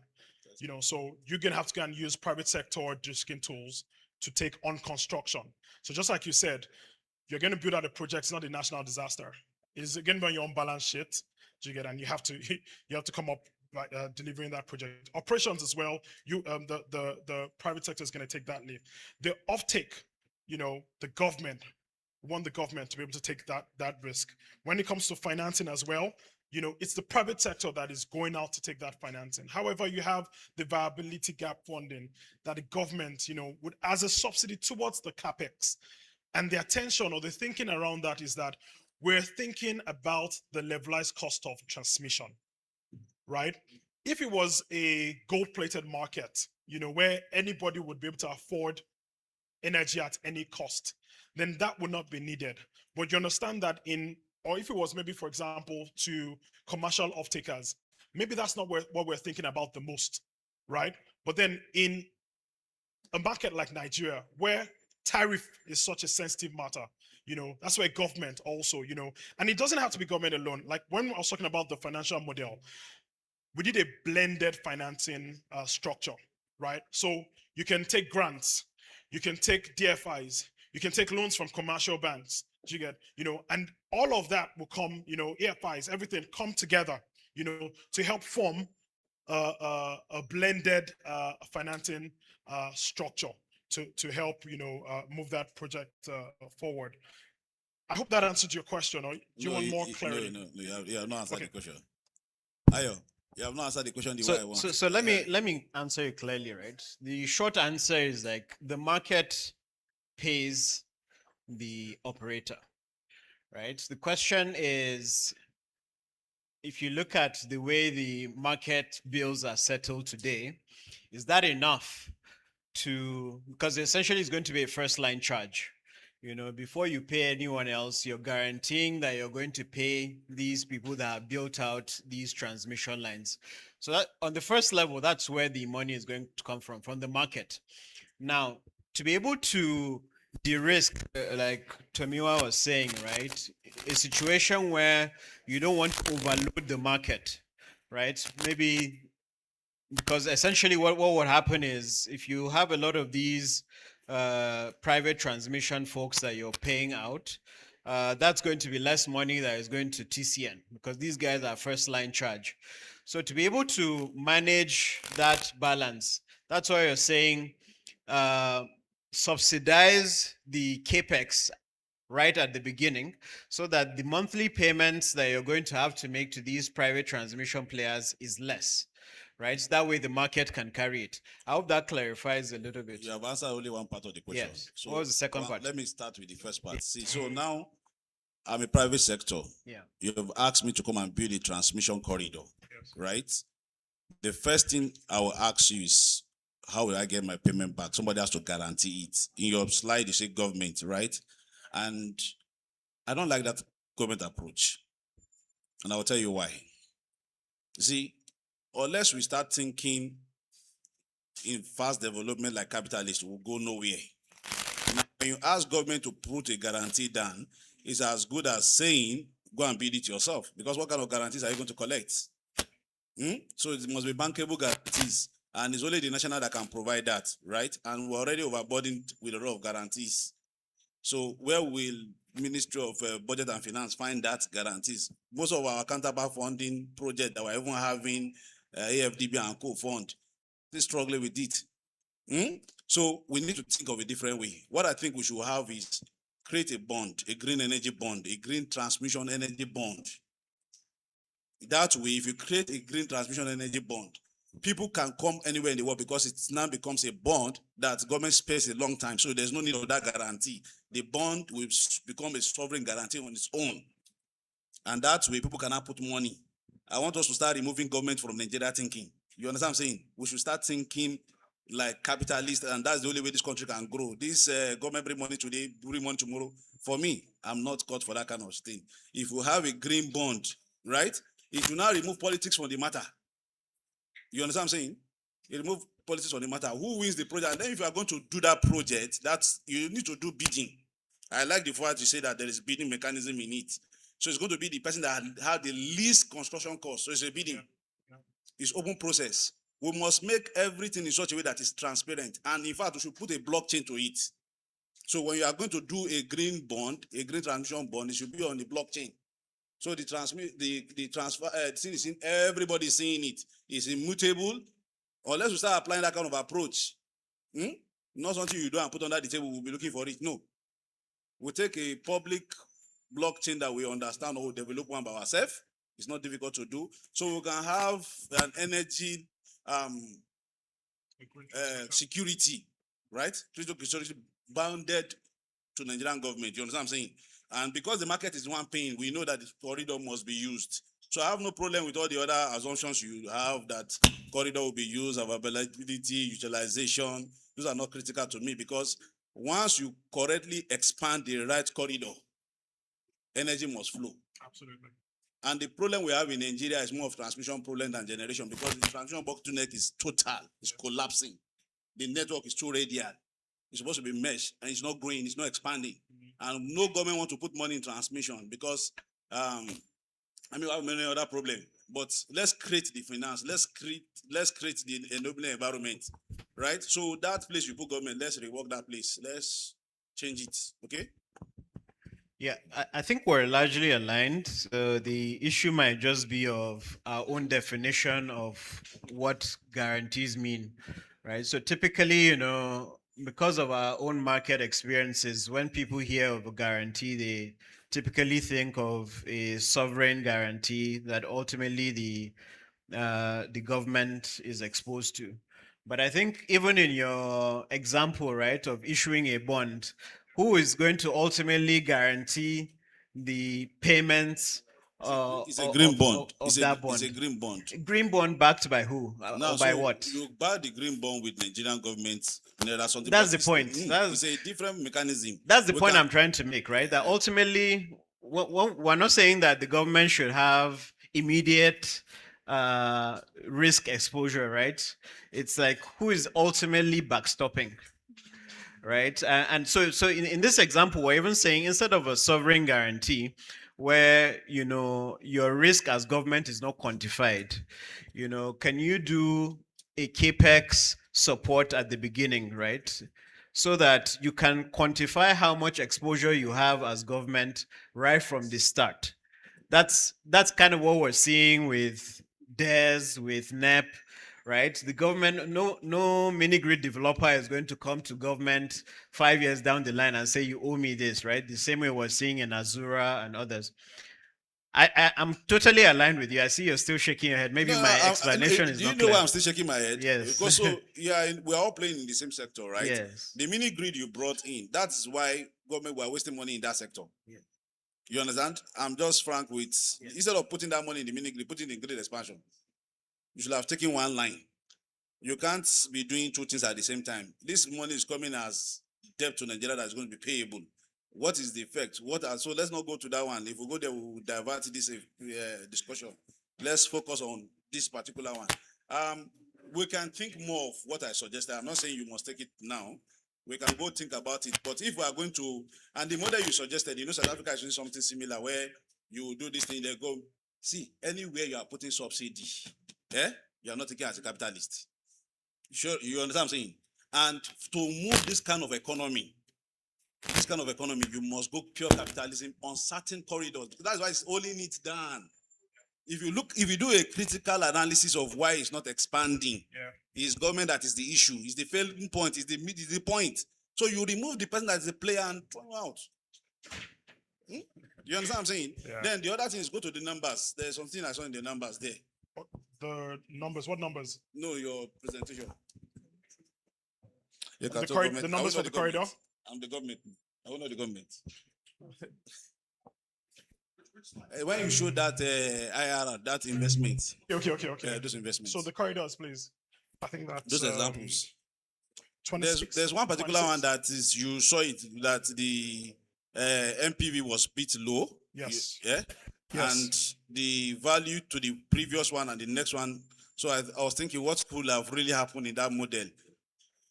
Okay, this is the first one, right?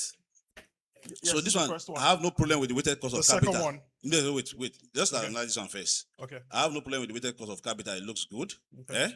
The return on investment, although this is not the first one now. Go back to the first one, please. Abuja main. Is this one? The Abuja No, Mint, the first Abuja Mint, one, the first one. 26. So if you look at, yes, if you look at the IRR, return on investment here, it makes sense, 21%. It's going to be attractive. Weighted record of capital, 14.1. Okay, you're shaking your head. Eh? I'm a capitalist, don't worry. Yeah? Go to the next one. This is what I look out for project. Next one. Now, this is how I have problem. The return on investment here is low. The internal return, you know what I'm saying? Yeah? Yes. Yes, so check the data. I don't believe that if you have this capex, I getting it. This thing is right. Something must be wrong somewhere. No problem. It looks off my head because if you look at that return on investment for people who come at that rate, look at your inflation rate. Is that not so? Eh? By the time you hold people's money here, although you have a capital of 14.1. So that one, let's look at it again. It's a modeling, I mean. You understand what I'm saying? Yeah, absolutely. This one that caught my eye. Then let's look at the Kano one. I think this was the one that's, let's look at the Kano one. Yeah, see this Kano one, this 10% will not fly. Yeah? You know, capitalists are greedy people. You understand? You must be able to let them come. Without their greediness, they will not come. You understand?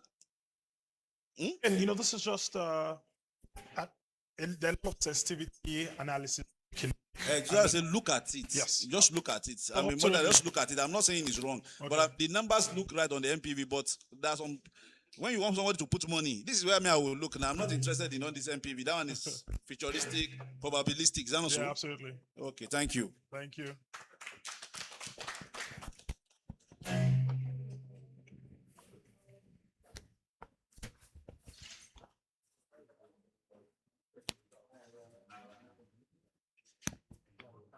Perhaps to your points, I just wanted to make a quick point around the market structure, which is, I think, where you started at. I mean, it has to be clearly market driven so that it comes across as, you know, a private sector led project. And so the thinking, maybe one way to look at it will be that I think we should move to a regime where the system operator is the counterparty for the TSA with recourse to market money.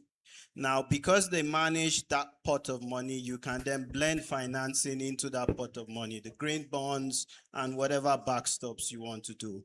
And then have as conditions precedents a PPA between the GenCo and the consumer as conditions precedents for issuing any TSA on that line. I think that market structure is what you are trying to refer to.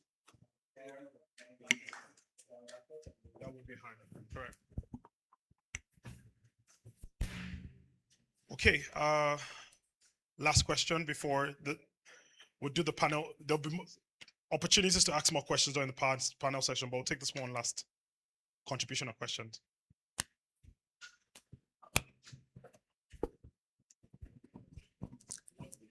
Thank you very much.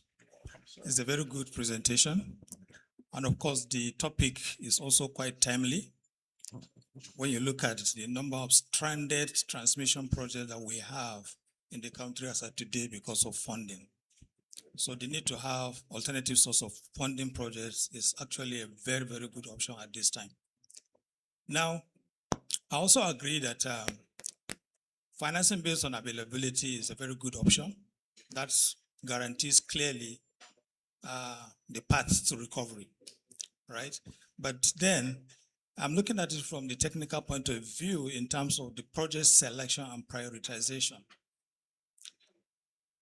You can have projects that clearly shows good technical justification in terms of utilization, in terms of serving load, in terms of evacuation, which from the first point of look, you know that these are viable projects. But there could be other projects that are very, very critical to grid stability and grid reliability, which eventually these projects are the ones that will guarantee those other projects you are looking at bankable and viable projects. 100%. And these projects also needs to be funded. Absolutely. Right? And that is why I believe that payment on availability is one of the ways to go, because in that case, you can also fund those other projects that might not be looking juicy at the beginning, yes, but they mean a lot to the grid stability. Yes, absolutely. So I'm just looking at the situation where we are now selecting and prioritizing projects so that we'll be able to look at project selection from a holistic point of view, not just looking at a single project. This is a very good project, this is a very good project. We look at it from a holistic point of view that guarantees grid stability. Absolutely. So you can fund all the projects and pay all of them on availability. Absolutely.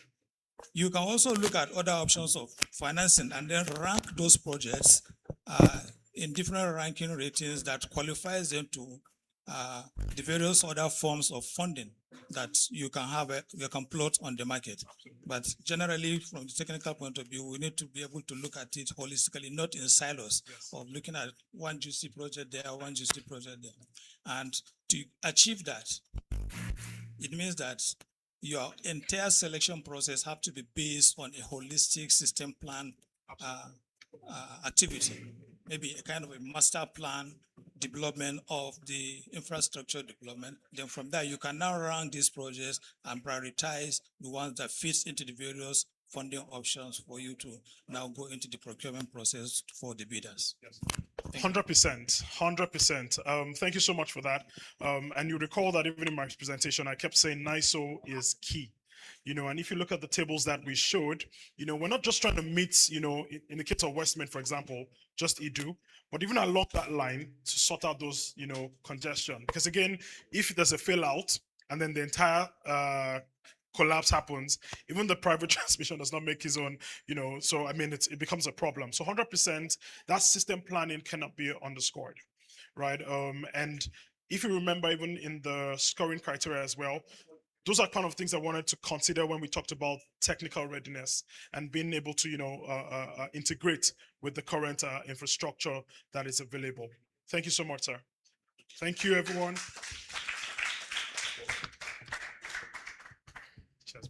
Thank you. Thank you, Ayotomiwa. Thank you to Prof. Thank you to Engineer Jafar and Engineer Kabiru. Definitely, that's why we gather stakeholder in the room, so that we can take thoughts to refine the report. Now we'll be going into the panel discussion, and I'll be calling on ICRTT to lead the conversation.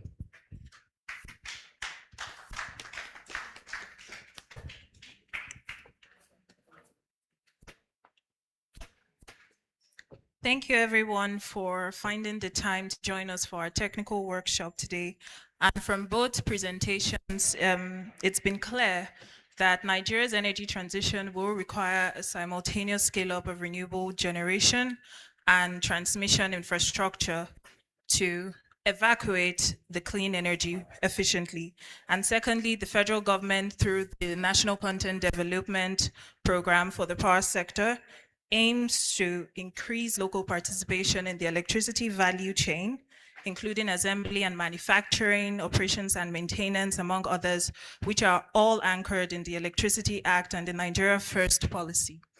Now, this panel will examine how policy, investment, and local content initiatives can converge to deliver bankable, inclusive, and sustainable grid expansion projects.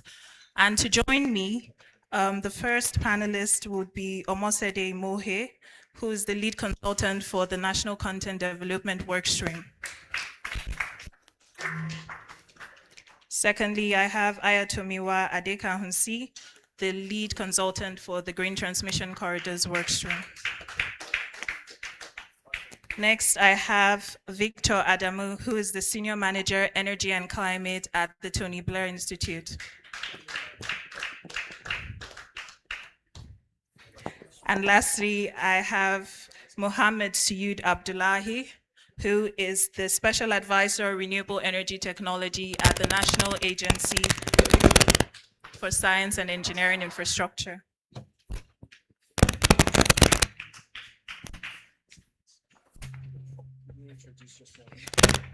Okay, so my panelists said I didn't introduce myself. My name is ICRTT. I am the Energy Transition Lead at EMRC Nigeria, and also the project lead from the EMRC for both work streams.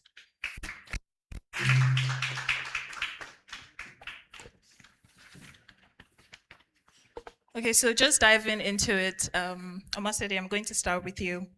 So how do you think Nigeria's emerging NCD framework can be applied specifically for the transmission subsector, considering both work streams are being evaluated in tandem? So the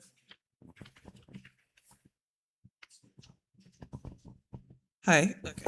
So the NCD strategy was developed for the broader sector, and one of our recommendations is that it should not be treated in silos, but it should be essentially incorporated in all electricity planning programs. And so if you do that, you'd see that the NCD strategy can be applied to the transmission sector because it's already incorporated in the first place. However, embedding this localization specifically for the transmission subsector requires targeting programs such as the Presidential Power Initiative, the transmission.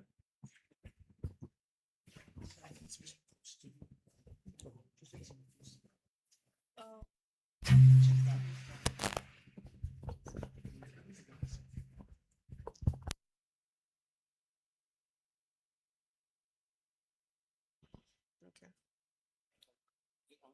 Yeah, okay, I think this is better. Sorry about that.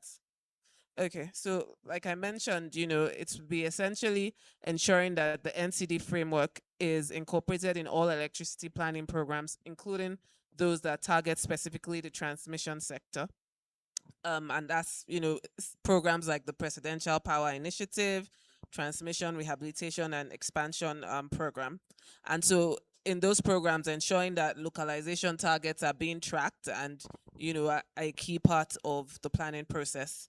The market assessment revealed that in the transmission sector, localization potential is strongest in things like tower fabrication. This is referring to the transmission segments, pole construction, conductors, and civil works. So ensuring that basically we deepen participation in those, and then additional inputs for example, transformers, basically targeting expanded localization in the transmission sector. The Green Transmission Corridor Initiative also provides a lot of opportunities for investments, and hopefully we can attract the right investors with the right structures. And so also ensuring that there is some localization targets, for those investments. So do they need to work skilled partnerships, transfer knowledge to some of the engineers, things like that start to bring it home to specifically the transmission segment. Thank you.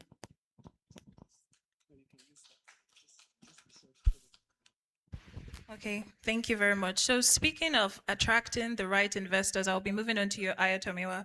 So your first question will be, what is the design logic for the GTCs, and what are the priority investment opportunities for private sector?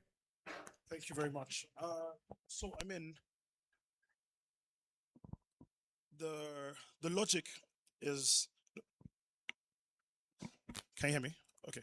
So the logic here is, you want to be able to attract private investment using, different kinds of monies, right? Blended financing, right? To be able to take on, new private projects and build out, transmission networks, especially where the bottleneck exists between, the renewable generation capacity and the demand where it's needed, right? So you want to be able to connect using planning, and then unlocking private sector investment through different blended financing tools, to provide that gap between both parties.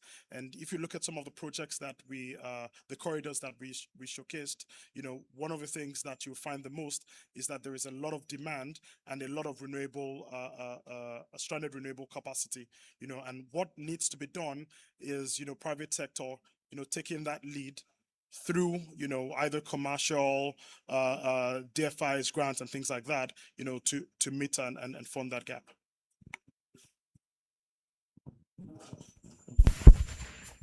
Thank you very much. Mr. Victor, being that you're the representative for development institutions in the House, how do you think DFIs and private donors can support the implementation of green transmission corridors, either through technical, through finance, through technical support or guarantees? Thank you very much, IC. So, you know, the role that is best fit for development finance institutions is to prepare the market for private sector investment. Now, bearing in mind that the way we're going is trying to catalyze private sector investment to drive transmission transmission corridor development as well as national content development. Now, the ways to do this could start with technical assistance, like you've mentioned. We have a lot of programs that are ongoing. The DES, I'll join Omosede to call out DES. She called out DES a lot of times. So the DES has a TA component. This rep has a TA component. We have a lot of programs that touch on electrification that have technical assistance components. Those could be used to build capacity. We're well aware that the risks we will be seeing and considering, and we've been talking about, are risks that are around, insufficient capacity, policy related risk and all that. And so the starting point will be, how do we reduce those risks? Because they will go on to touch on the cost of financing that would use to build out the sector. So reducing risks around preparing all the regulatory agencies to participate in this, work with NEC to prepare the right regulations, being that, of course, it's a nascent part of the sector, work with NISO to prepare for dispatching green generation or green resources, work with even, NAP team to prepare capacity, people that will be engaged in doing all this, and just ensuring that at every level, the risk in terms of implementation, in terms of the policy side of things, is significantly reduced. Now, we could also leverage some of these resources to do pilots, and that will be the next thing once you've touched on, these areas of risk. Another thing will be to do proof of concepts through pilots, just to demonstrate, like the Kenya case that was brought up. You could use, development financing to drive such pilots to demonstrate the feasibility and the viability of these projects. Now, this is also good for development finance institutions because they will ultimately invest in these projects. They will be providing the PRGs and all that. And so if they've done sufficiently well to de-risk in terms of, capacity, policy and all that, it then makes it easy for them and builds their confidence to further invest in these projects. Thank you.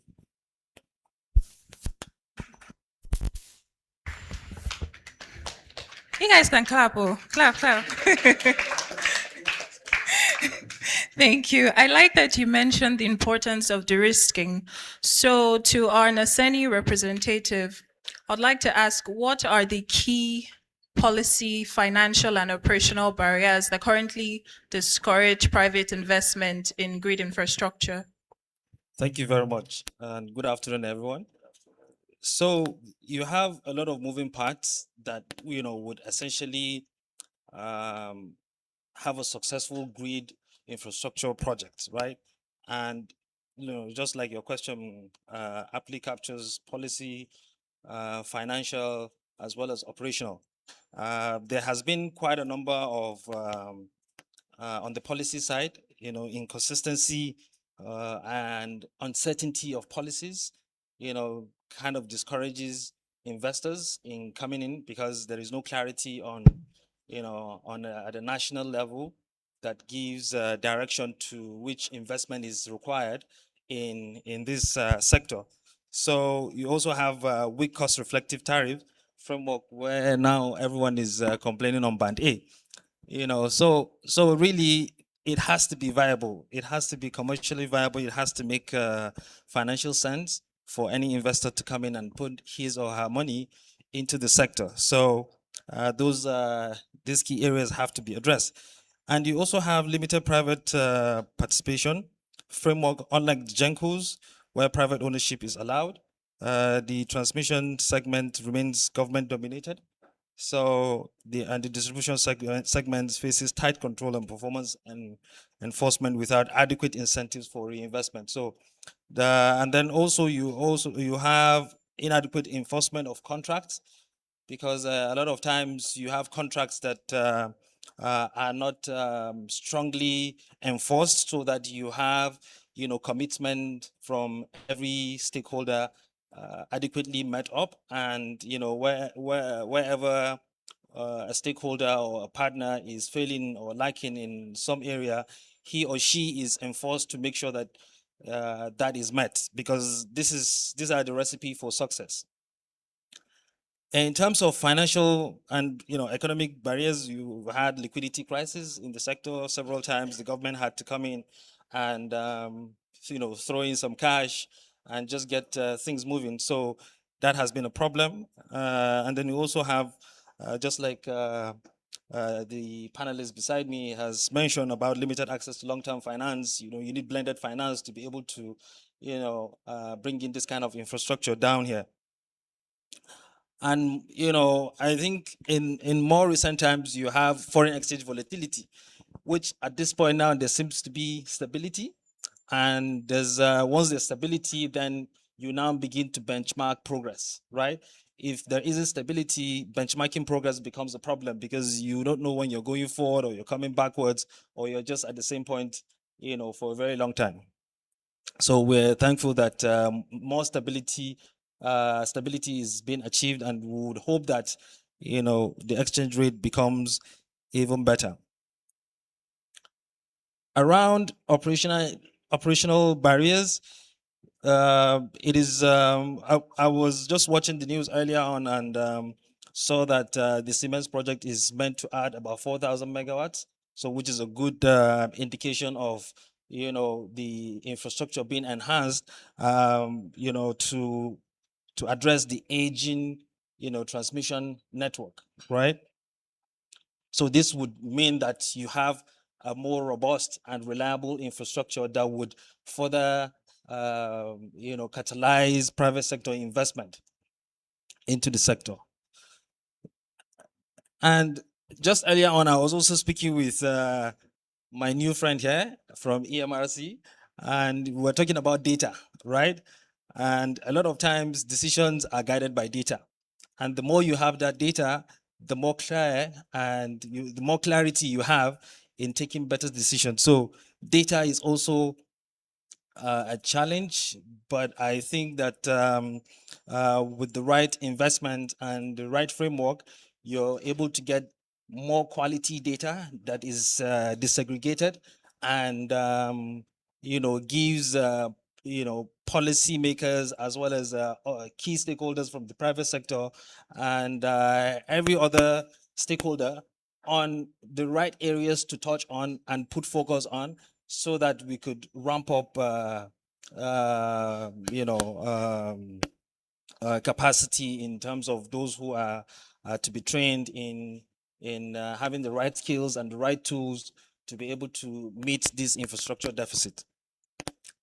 So I think I've touched on all the areas, so I will stop at this point. Thank you very much.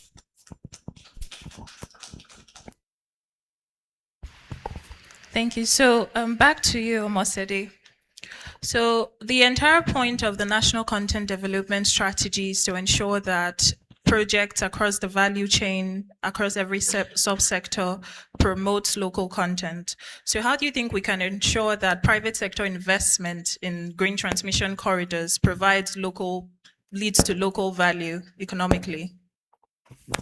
Thank you, IC. So, like you said, the NCD strategy cuts across all the segments, and so those pillars, which I would list again. So, implementing the NCD framework in the way that it's been designed, with recommendations across pillars, regulation and standards, policy and governance, finance and investment,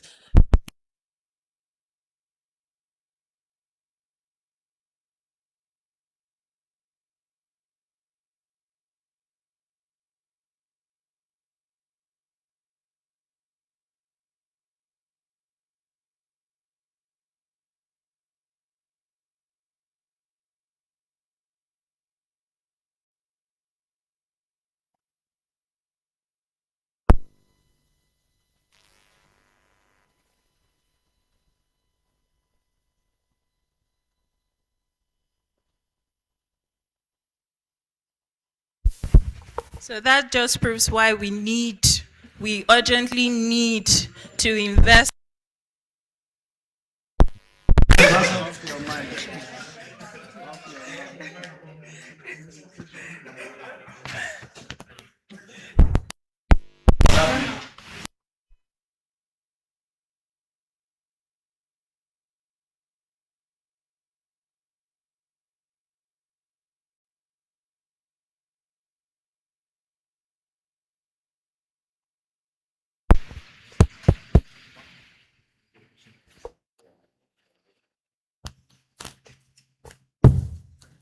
Okay, I think we're back on. All right, thank you. So as I was saying, the NCD strategy is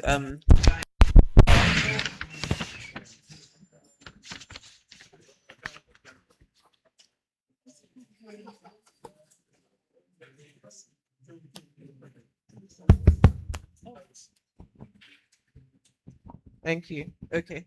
So like I mentioned, the NCD strategy is designed across 6 pillars, right? And the idea is that if you implement it, with as it's designed, obviously improve it as we get more results, we will start to see private sector investments flow into the sector. So in terms of the pillars, we have policy and governance, regulation and standards, finance and investments.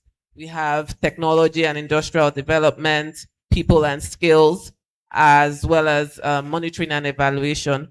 So basically, if thinking about the whole the whole power sector and then applying it to the transmission sector, implementing an NCD strategy that has actions across those pillars I believe will essentially help private sector investments.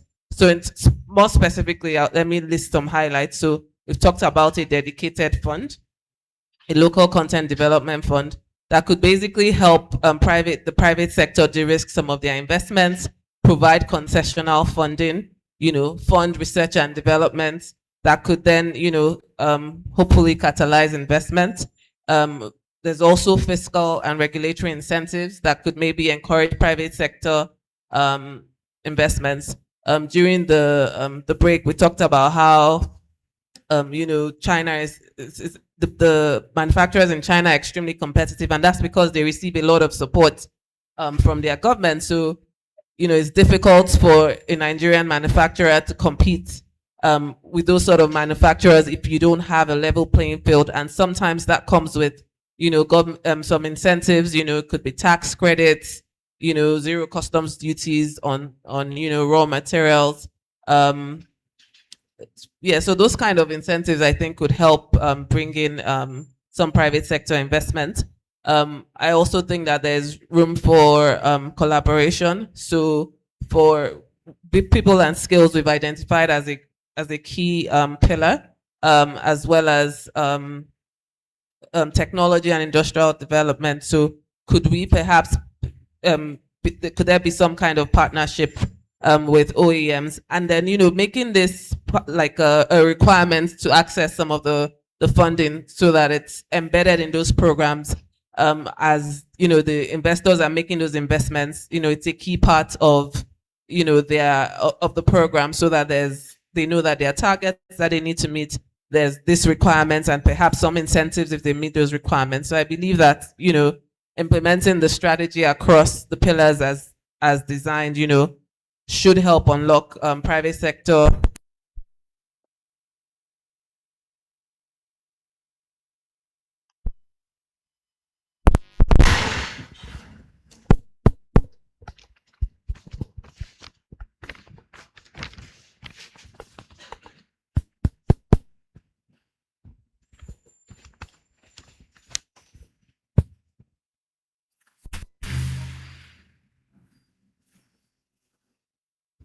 Okay, now to Ayotomiwa. I think, first of all, I think today is evidence that green transmission corridors are really needed in the country.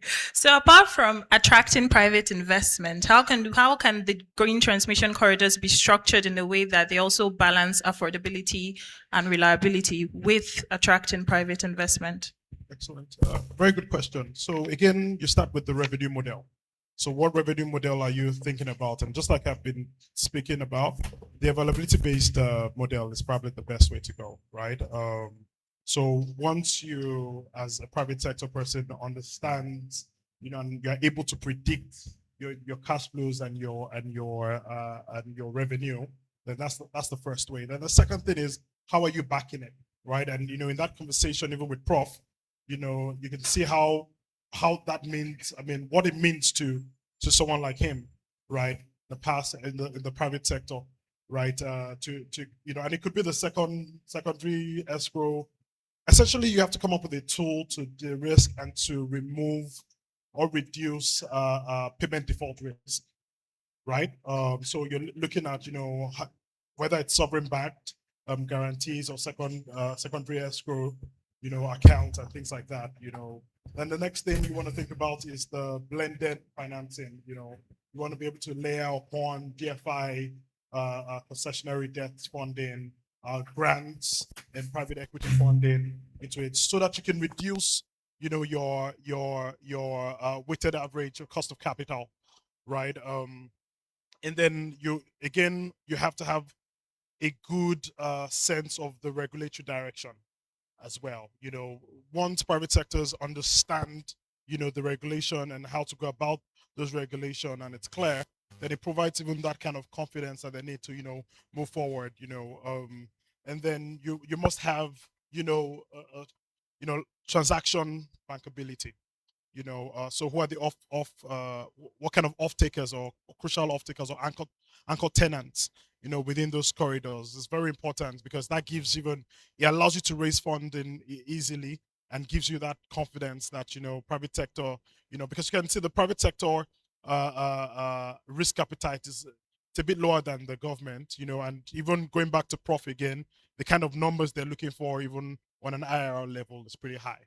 So I think those are the things that you need to be able to consider, to be able to attract, private sector into this business. Thank you very much. Victor, you mentioned you were calling out DARES with Omosede.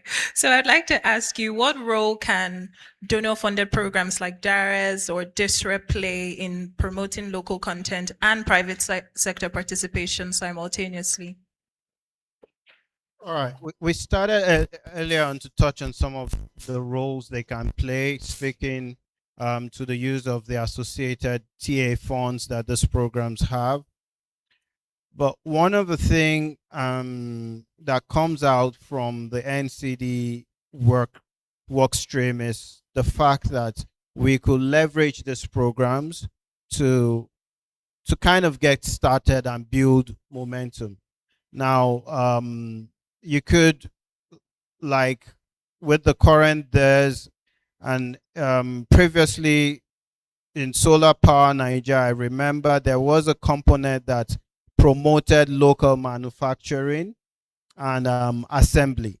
And so we could think about allocating a quota of procurement to local manufacturers or assemblers of the key components, particularly the components we see in tier 1 and tier 2. And so when you have those procurements done on the DISREP, there should be some form of incentives to say that for this level of procurement, of course, there will be some construction works, balance of system, all those things that are done. For these, they must be locally procured, and maybe the other equipment can be imported and things like that. And we do the same with the mini grids. I mean, maybe give a quota for solar panels to local assemblers and manufacturers. That's one way to go. Another way to go could be that there should be particular work streams that look at enabling or aiding local manufacturers to get set up, building their capacity, helping them with setup, and also, working with them like was done, with the national mass metering program. That's another way to approach it, getting local manufacturers to get set up within the country. Now, I think it's important related to this to think of the NCD not just as, giving the local players a share of the market, but using this to pivot our value chains to participate better in global value chains. Now, what does that mean? What areas can we look at that we have comparative advantage for, that we can play well in the global value chain? So, like you have maybe with automobiles, where one part of the value chain is stronger in one country because they have comparative advantage. And I think, the NCD strategy, especially for tier 3 kind of things, we must start to look at, how do we use these programs to identify our comparative advantage and build on it for, better participation in global value chains, and not just, localizing. So we get a share of the local market, but also look to get a bit of the global market. There needs to be balance in all this. We have to run away from the kind of things we faced attempting this in the past. And so the balance should be around standardization and pricing. Usually when you say to local players, okay, we've built initiatives and programs for you to take advantage of, there starts to be some sense of entitlement, and cartels start to form very quickly. Prices become uncompetitive, and we see that a lot even with the metering, where there were attempts to block the international competitive bidding process, but when it went through, we saw that the prices that came from that were more competitive than what the local assemblers were affording. And so the drive in encouraging local participation should be around competitiveness, and not just, giving them a share of the market. Of course, there could be policies around, what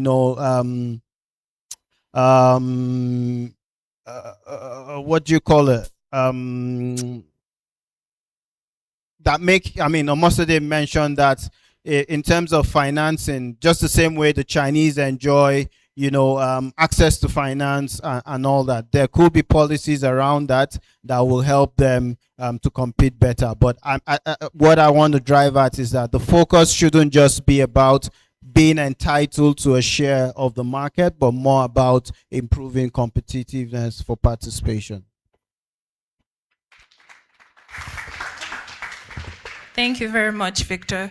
So my last question will be going to our NASENI representative and speaking towards comparative prioritization, as Victor has just slightly touched on. So what incentives do you think will enable NASENI to promote investment in local manufacturing of transmission infrastructure, or public-private partnership style concessions? Okay, thank you very much. This is a very good question. So I'll speak in terms of what NASENI is already doing. First of all, we have a framework that addresses private sector partnership with NASENI. And what we have done in the past 2 years is to invest heavily in renewable energy, right? About 60% of NASENI's investment has gone into renewable energy. And that not only, means that we're bringing in products. No, we're setting up a renewable energy industrial park, which is about 140 hectares. And in that park, we're going to have the assembly of components. Why do I say assembly? Assembly of components gives us the comparative advantage, in Nigeria, because in China, gone are the days when labor is cheap. Labor is no longer cheap. In China now, why I mention China is because you have the global manufacturing hub. If you do not automate to drive down cost of production, you simply go out of business, right? And if you translate that to Nigeria, in Nigerian context, you have, labor still relatively not as expensive, right? So what that means is that we could knock down components, and begin to assemble them. That way we could gradually understand and have a deeper clarity on how these components work, and thereby moving up the value chain from midstream to upstream. And then we can now begin to talk about manufacturing. So that is the angle we have taken.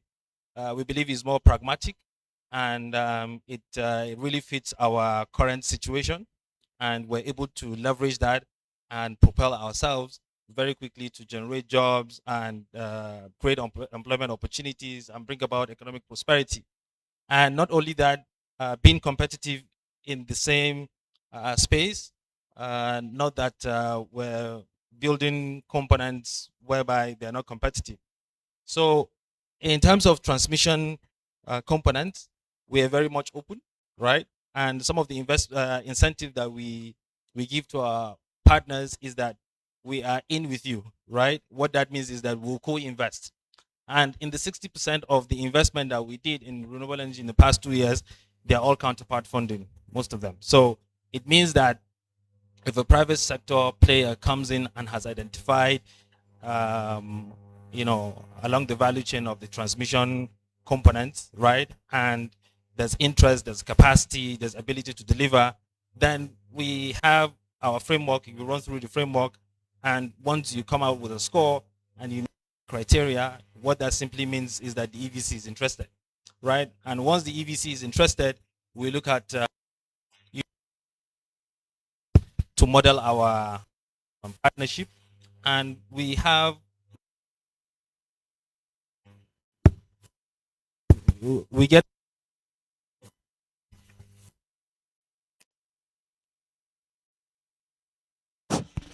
so we get into the transaction with you, right? Where in the transaction all through the way, right, we would feel the pain, we'll get the benefits. So we are in the ship. If there's a hole, at a particular point, we go there and fix it, because if we don't fix it, the whole ship drowns. So this is our approach, and we're very much open. Where I think the president in his 2-year remark, mentioned about how Naseni has been paperless, and we're very much available in that sense, and we are accessible, via our website to partner. So I will also use this opportunity to put it out there that Naseni is ready for partnership, and we're ready to move this sector forward. Thank you very much. Thank you very much. Please, can my panelists have a very big round of applause? Thank you very much. I think we should stay for pictures.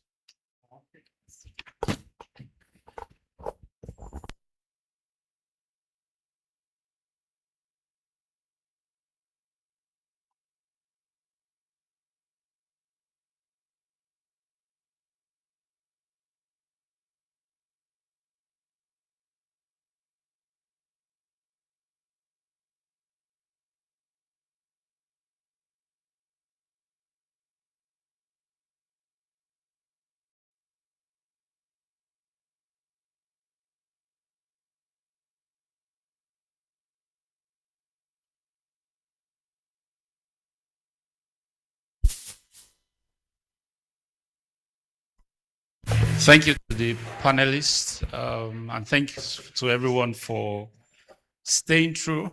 I don't know if there are questions, maybe. All right, sir. Obviously, there are comments.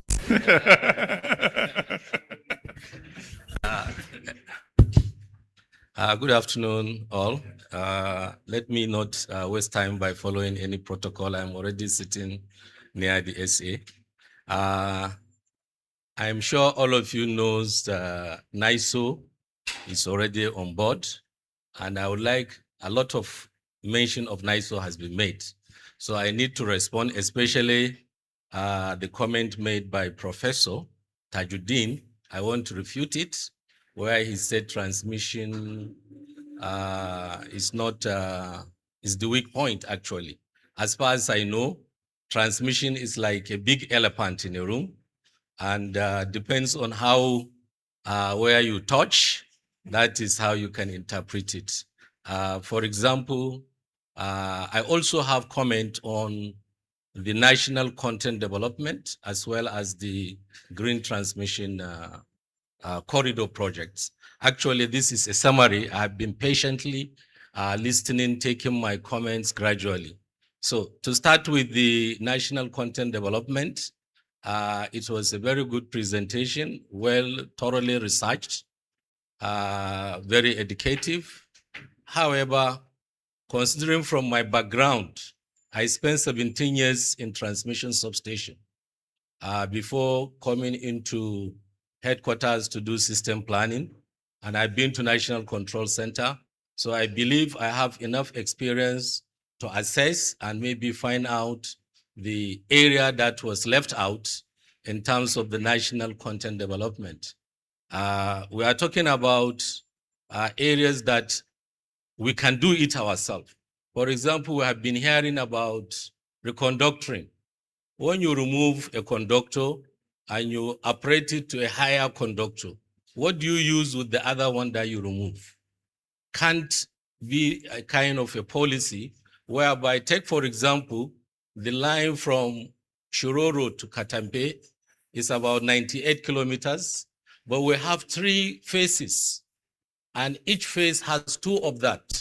So 2 times 98 kilometers times 3. We are talking about aluminium that can be removed and upgraded. Can't you also include it as part of what can be included in the national content aspect of it? We are also talking about transmission lines. We all know that transmission lines have what we call string insulators. These string insulators is something that can easily be done if you encourage local content, they can produce it.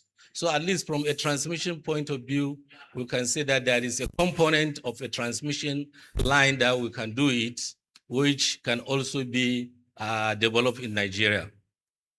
I also listen about the transformer. You push transformer to a tier 2 or tier 3, I don't know. But I think you are too generic on the transformer aspect. In the transmission business, transformers are classified into different types. We can start with grounding transformers. They are used in every substation in Nigeria. You must see a grounding transformer that is attached to the main power transformers. We can also start with instrument transformers that are vital in terms of metering. We have current transformers and voltage transformers. They are left out. When you say transformer, everybody look at the big picture of a big power transformer. But there are other ones that are really very, very sensitive, smaller, in size, and doing it really take much. I also want to talk about another aspect, substation, that local content can, local participation can be possible, and that is isolators. I know since 1996, there are still isolators that I left in Kumboso transmission substation that are still in service. Those isolators have a moving part, and there is steer and wear, and they are mechanical in nature. It requires motorized, and can't we also include it? Must it be only transformers? We also have circuit breakers, to mention just a few. So I would like you really to, in addition to what you have said, I would like you to further maybe digress into the kind of transformers you are going to deeper to, another tier.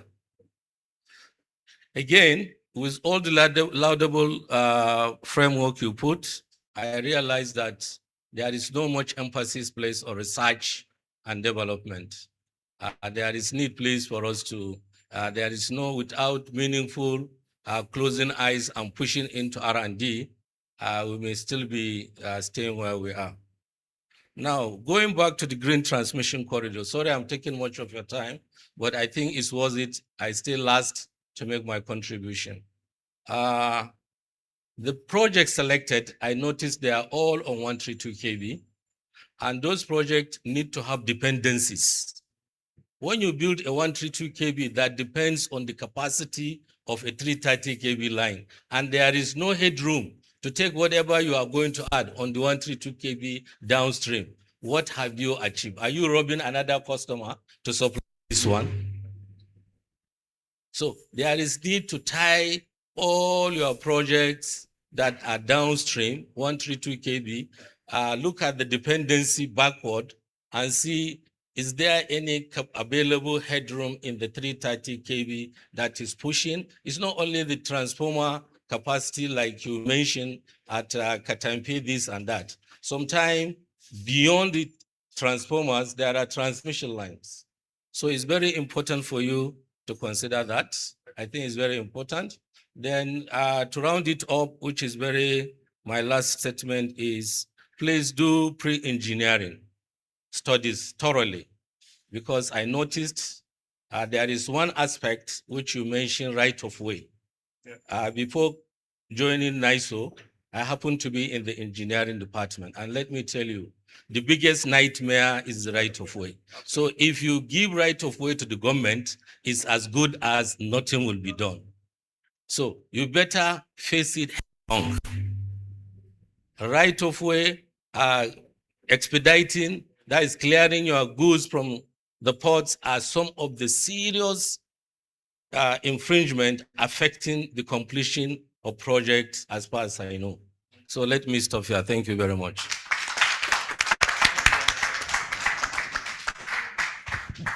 Thank you so much, sir. It's always an honor to have you in the room. And of course, we've drank from your wealth of experience once again. We'll just take the closing remarks, and then we'll have a photo session. Okay. Thank you very much. I wanted to make a contribution to your recommendation, sir. The area where you mentioned about assets that have been decommissioned and are serviceable and could be refurbished, be it recycled, right? Be it the cables and then also transformers and all of that. So that aligns, rightly with asset restoration program that we have at Nasani, right? We have identified that there are about more than 10 trillion naira worth of assets that are moribund nationally. And what it would take is just between 10 to 25% of the replacement cost to get them back to full functionality. And to demonstrate that, we have done a couple of projects, with the most recent being the refurbishment of 375 tractors in Maiduguri, Borno State.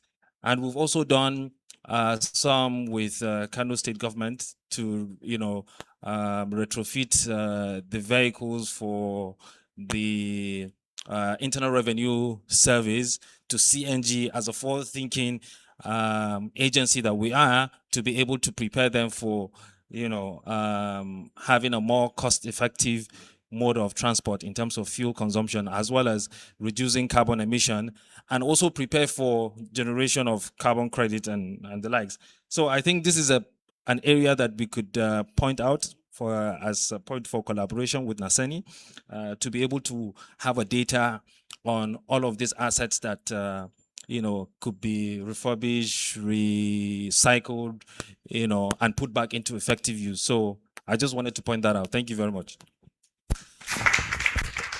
Thank you. All right. There are other feedbacks or comments. All right. Yes, sir. I don't know. It's a question. Hopefully, it can be responded to at this last minute. When making the presentation on the financing of the projects, I noticed that most of them have a short-term cost recovery period of 7 years, 8 years, 10 years.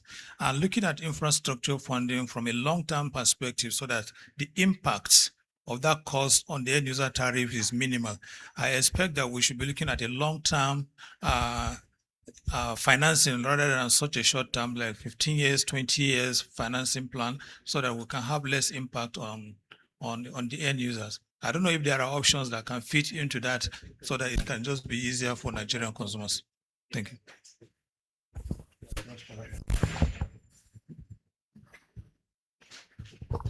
Thank you very much for that. So again, there are a lot of sensitivity analysis that we can do. You're quite right about that, but you recall that the entire capex is not being funded by the private sector. There's still that viability gap funding that that goes into the total cost of that project. You get, so what we're saying is that that's how much for that private sector and how much they have put into it by their own ROIs, not the entire project. Thank you so much. Omosede, closing remarks. Yes.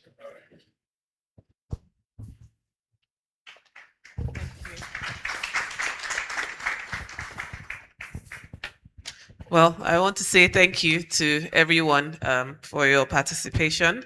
I'm extremely honored to have worked with Sadiq Waka, the Special Advisor on Power Infrastructure, with the team, Ayotomiwa, Adekahunsi, did I pronounce that right? Sorry, I didn't mean to murder your name, with the EMRC team, and of course, Africa Climate Foundation, who sponsored these studies.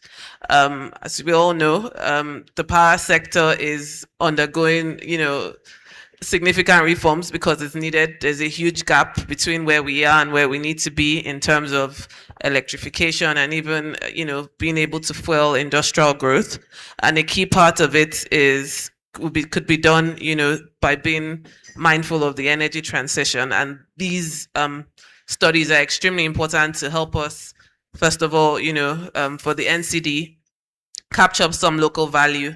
And I like what Victor mentioned, is not just for the local markets, but even to be able to export some of these components and maybe skills to global markets. We've heard that the transmission is the weakest link.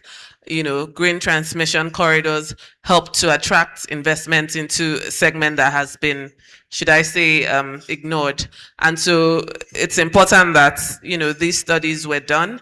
But what's even most important is that the recommendations are implemented and that, we're able to take it forward from there. And I know there's a lot of enthusiasm and hopefully commitment.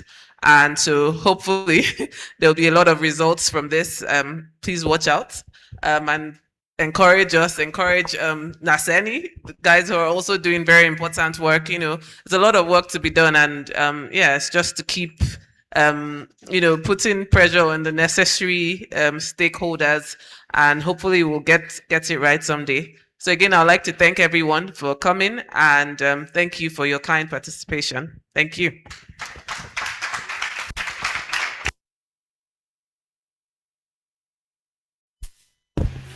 Thank you, everyone. We'll just have a photo session.